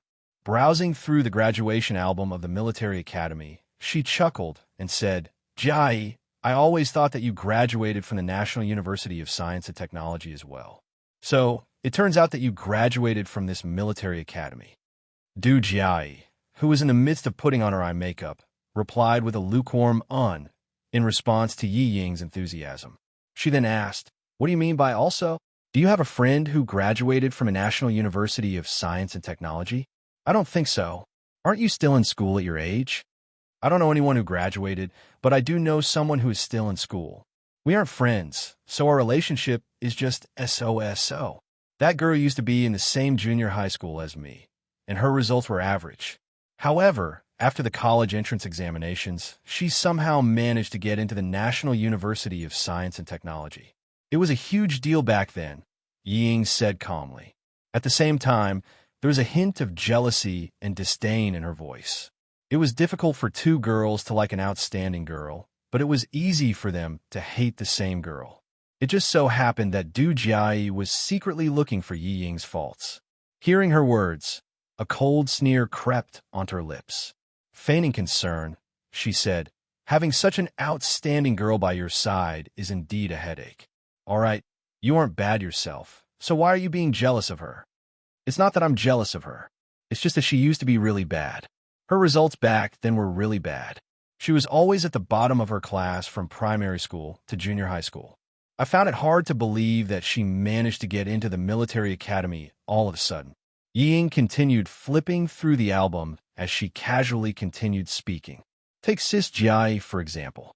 Your results have always been good, so it's no surprise that you managed to get into the military academy. On the other hand, from primary school to junior high school, she had to copy my homework every single time. No one gave her any exams, so she was always at the bottom of her class. How can I not be surprised that she managed to get into the military academy during the college entrance examinations? That's indeed a little surprising. So that's what happened. Someone who was worse than me suddenly managed to get into the military academy. Naturally, I would feel a little disappointed, so Du Jia said apologetically. Yi Ying continued as if she did not understand. "I'm her relative. We share the same surname and grew up together. I'm happy that she got into the military academy, but I'm also worried. It's fine if he really relied on himself to pass the exam, but I'm afraid that's not the case." At that time, everyone in the village was happy, but my parents were worried, afraid that they would be happy for nothing. If Du Jai conveyed her words to the deputy chief of staff Yi Qian, "Oh, Yi Qian, what do you think will happen to you?" Du Jai, who was not interested, suddenly opened her eyes. She turned to look at Yi Ying, who was sitting on the dressing table to her left.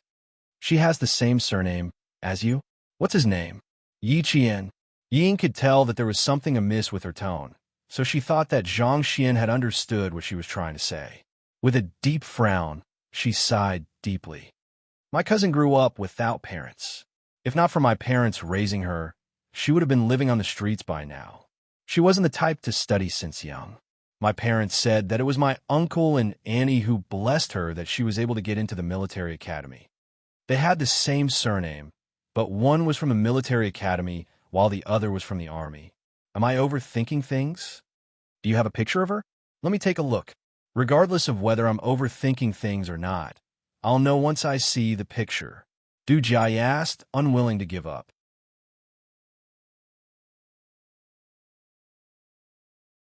Chapter 21:33.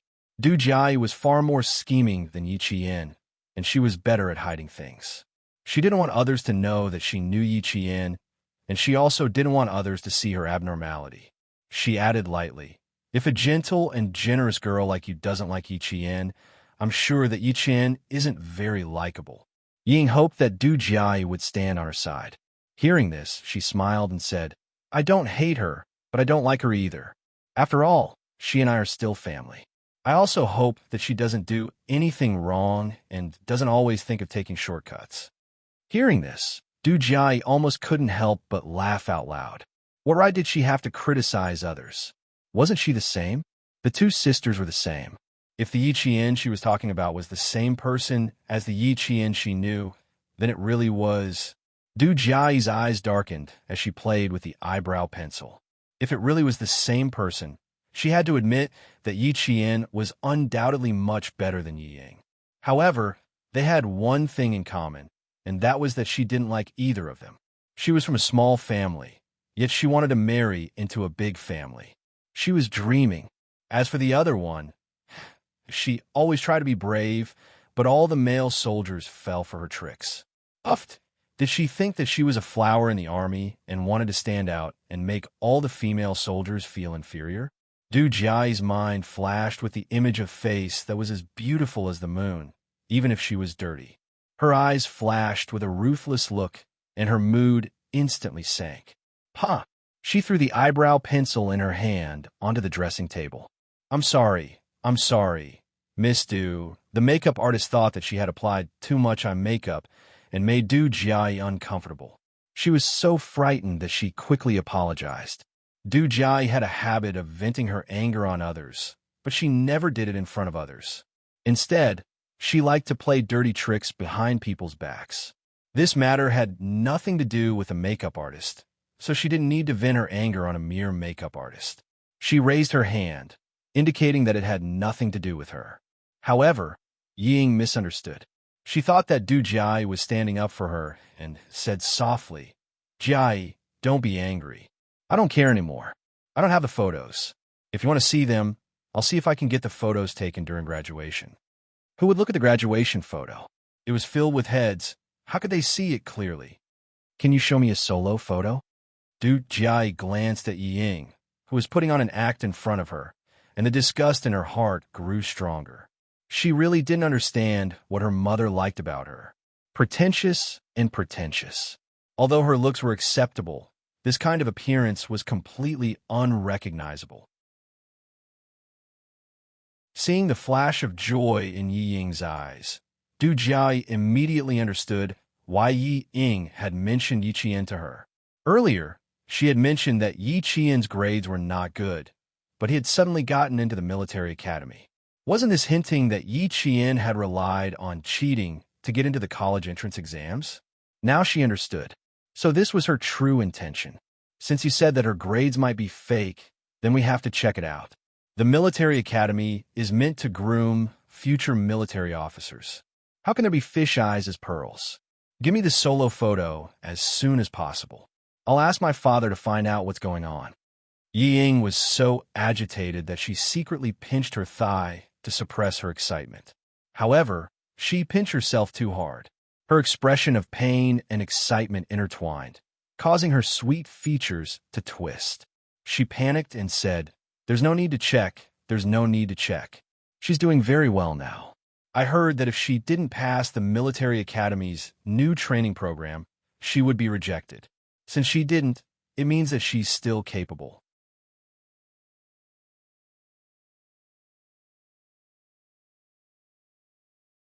Chapter 2134. The door of the dressing room was pushed open and Madame Li, who was dressed in a dignified and noble manner, walked in. Yi Ying, who was talking, turned her head when she heard the noise. She hurriedly adjusted her expression and stood up. She stood up gracefully and greeted Madame Li. "Madam." Madame Li took in all her expressions. She didn't know what was going on and thought that her daughter had embarrassed Yi Ying again. Seeing that Yi Ying could quickly adjust her expression and pretend to be calm, she smiled with satisfaction. She didn't misjudge her. She was indeed a sensible girl who knew not to embarrass others. "You are injured. Don't be so polite. Sit down." Mrs. Li, who walked over elegantly, took the initiative to put her arm around Yi Ying's shoulder. She thought for a while and said, "Fortunately, your face is not injured. Don't wear anything else later. Just wear a military uniform. Don't put too much makeup on your face. Just be simple and elegant." Du Jiai, who had finished the eye makeup, said with a smile, "Mom, in fact, I don't need to put on too much makeup. Just be simple and elegant. Just wear a military uniform." "You want to disagree with me again, don't you?" Mrs. Lee tapped her daughter's forehead with her index finger. She was in a good mood and joked with the makeup artist. "Make her uglier. She will be too ashamed to see others later." The makeup artist hurriedly said respectfully, "Miss Du is born beautiful. She is very beautiful without makeup." "Did you hear that, Mom? You have to listen to the opinions of the people and the voices of the people." Du Jiai, who was smiling like a flower, raised her eyebrows like a girl and pulled Yi Ying into the topic. "Tell me, who is prettier, me or Yi Ying?" Mrs. Lee liked Du Jiai's coquettishness very much. It was not coquettish, but coquettishness that made her laugh. Hearing this, Mrs. Lee looked at her and then at Yi Ying. Each has her own merits. However, Ying Ying is more well-behaved. Look at her. She's well-behaved. Du Jiai smiled and looked at Yi Ying, who had lowered her head and blushed. She laughed even more clearly. "Don't talk about it." She is blushing. She didn't know whether she was blushing because of anger or because she was really embarrassed. Du Jiai retracted her gaze coldly and began to discuss with Madame Li which necklace would suit the gown better. More than a dozen necklace boxes were opened and placed neatly on the dressing table. Every necklace was expensive, and one of them was the pink diamond necklace. Yi Ying, beautiful, resplendent, envious. "How about a pink one? It looks good in pink and matches your white lace gown perfectly." Madame Li personally put on the pink diamond for her daughter. As she lowered her head, she smiled gently and said, "Your sweetheart will also be here tonight. Dress up well and let him be stunned by you."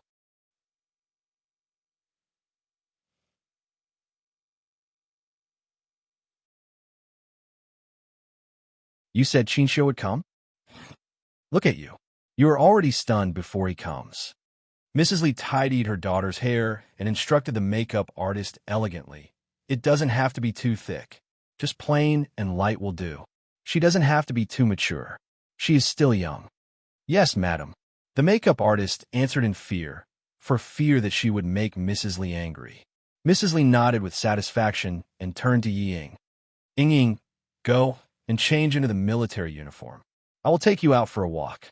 There are guests at home. Li Yuan is entertaining the male guests. Help me talk to the female guests.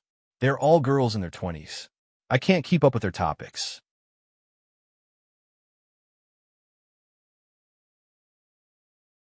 Chapter 21:35. Not only were they all girls in their 20s, but they were also Mrs. Lee's daughter-in-law.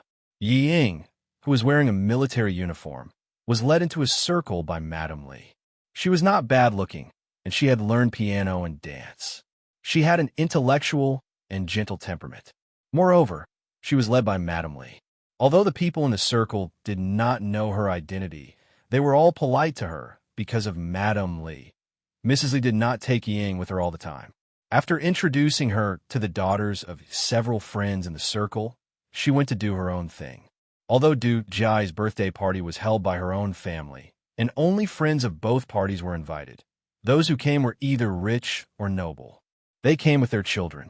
In the evening, the hall of the villa under Li Yuan's name was very lively. It's good to be young. Look at them. They're all having fun. TSK, TSK, TSK. If it were us, we wouldn't be able to get out of bed the next day. They're in a good era and have a place to play. In our era, who dared to play? They could be criticized. That's right. At that time, there was no fun or food. Mrs. Lee was better. She was born with a silver spoon in her mouth and was a real daughter of a famous family. Come on, Mrs. Lee, this toast is for you. A lady who was good at talking and usually played mahjong with Mrs. Lee held a crystal goblet filled with red wine and took the lead to toast. With her, as the beginning, the other ladies followed. When Du Jiai appeared, all the people in the room applauded. Then Ying listened to the applause and looked at the crowd. When her legs touched the thick and white cloud carpet, she felt as if she were stepping on clouds. Every step she took was so weak that she could not find the feeling of being on the ground. The crystal lamp was so bright that it shone on Du Jiayi's crystal crown. Yi Ying's eyes fell on the crown, and her vision was a little blurred. Such a princess-like life, like the moon surrounded by stars, was the life she wanted. It was so beautiful that she wished she could have it now. Don't worry, don't worry. She has already walked out. As long as she coaxed Madame Li, this kind of life would definitely become her life. The young lady behind Jiayi is surnamed Yi, and her first name is Ying. After studying in France, she was specially recruited into the Beijing political group.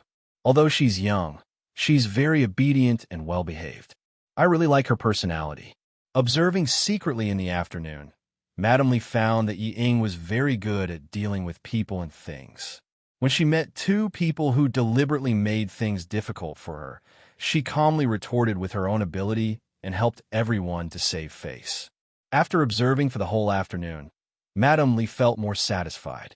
Only then did she formally introduce Yi Ying to her friends. With her special introduction, Yi Ying's name gradually spread. Before the banquet ended, everyone knew that Madame Li liked a girl from the southern province named Yi Ying. Du Jiayi was very happy at first, but gradually, as time passed, the haze in her eyes became heavier and heavier. Fortunately, she knew how to hide it, so no one could see the unhappiness in her heart. The person she had been longing for did not come, and she had even made preparations early. Yi Ying, who had a few new numbers added to her phone, was very happy. She did not steal Du Jiayi's limelight and stayed by Madame Li's side obediently. Whenever Madame Li asked her a question, she answered generously and gently, which made Madame Li smile. Yi Ying, who was not by Yi Qian's side, was really good. At this moment, Madame Li did not know that she had lost face because of Yi Ying.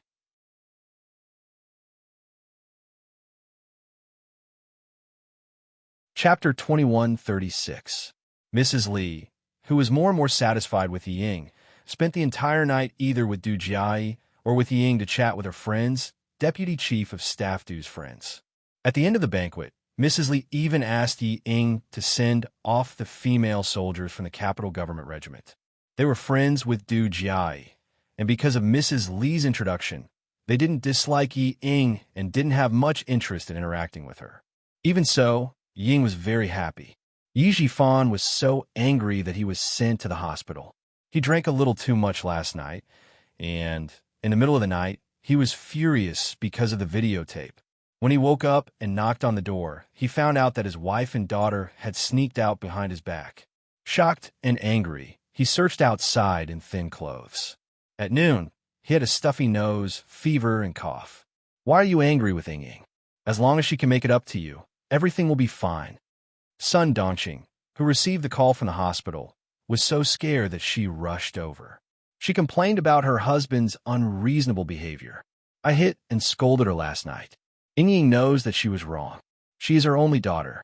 Did you really beat her to death? I was very angry. At that time, I wanted to beat her to death as well. It was better than continuing to embarrass myself. But now, we have Mrs. Li and the Du family. As long as Mrs. Li likes her, what is there to be afraid of? As she spoke, Sun Dongqing gritted her teeth and said fiercely, "We must find that damned bastard who harmed our family. If we don't teach him a lesson, he will think that we are easy to bully." Ying Ying said that it was Yi Qian, that wretched girl. I thought about it, and couldn't think of anyone else other than her. She must be jealous that Ying Ying joined the army, so she came up with such a vicious method to harm Ying Ying. After being brainwashed by Yi Ying, Sun Dongqing believed that all this was caused by Yi Qian. At this time, Yi Jifan was already disheartened. He didn't want to see this stupid woman in front of him, nor did he want to see Yi Ying, who wanted to climb up the social ladder but couldn't achieve anything. Yes, you and your daughter are smart. You are the smartest in the world. Everyone else is a fool. Well, now that your daughter has gone to the Du family to show off and make Madame Li happy, Sun Dongqing, hurry up and be happy, otherwise, I'm afraid you won't have time to be happy. The sarcastic Yi Jifan closed his eyes and pointed at the door. You can get lost now. Don't let me see you again. Scram. Dad. Ying, who had been listening outside for a long time, pushed the door open and came in angrily. How can you say such terrible things? If Mom leaves, we'll take care of you. Tomorrow morning, Li Yuan will accompany me to report. After reporting in the morning, I will go with the Beijing political group to perform for the military leaders at all levels in the afternoon. You always say that I will embarrass you, but when have I ever embarrassed you? Today, Madame Li introduced me to many madams of influential families, not just the wives of high-ranking generals in the army. I also made many new friends, including a few from the political group in the capital. Did I embarrass you? I'm giving you face. Long face. Yi Jifan, who always had a strong sense of crisis, felt a wave of despair in his heart when he heard this. It was over, it was over. Everything was really over now. As long as the videotape was sent to Madame Li, his career would be over. Scram. For the sake of his career, Yi Jifan, who had worked hard for nearly 20 years, let out a desperate and violent roar. He got up too forcefully and pulled out the foredrip. As he waved his hand, blood and foredrip splashed on Yi Ying's face, causing her to scream in horror.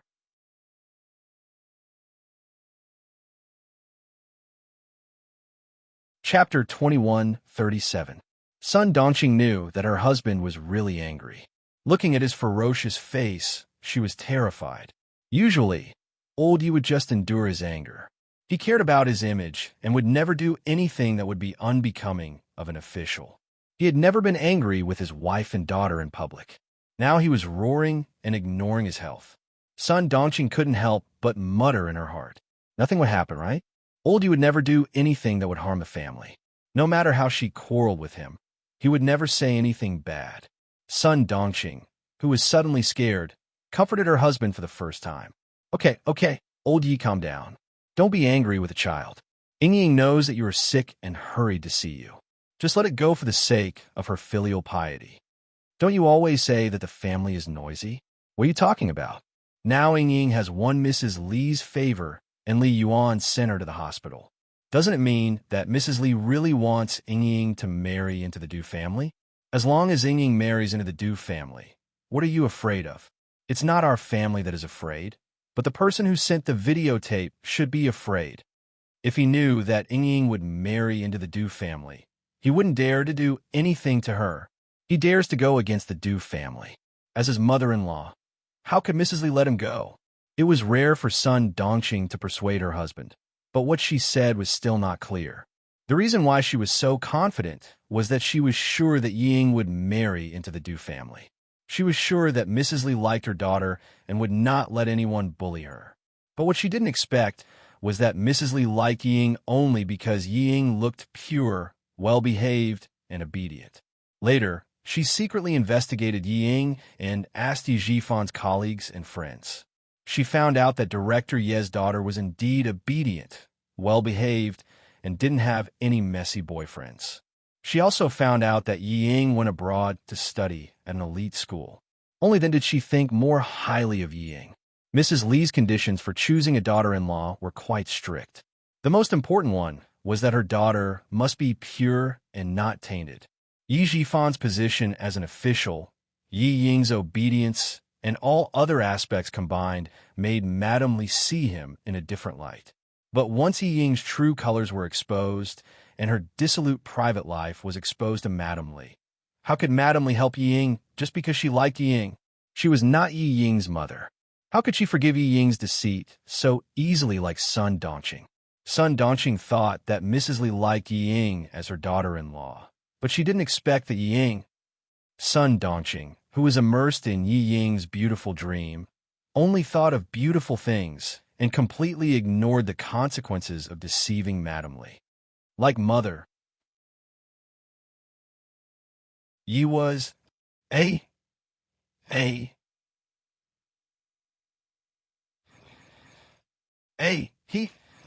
Yi Jifan glared at Sun Dongqing with his bloodshot eyes. His wife was still daydreaming about the consequences of her actions. Divorce. Yi Jifan yelled at Sun Dongqing. Go back to the Nan province to file for divorce. Go back to the Nan province now. After shouting, only Yi Jifan's heavy breathing could be heard in the ward. Sun Dongqing and Yi Ying were shocked by Yi Jifan's words. You're tuning in to the Warrior Lore YouTube channel. Don't forget to subscribe and join us on this journey to catch the most captivating stories.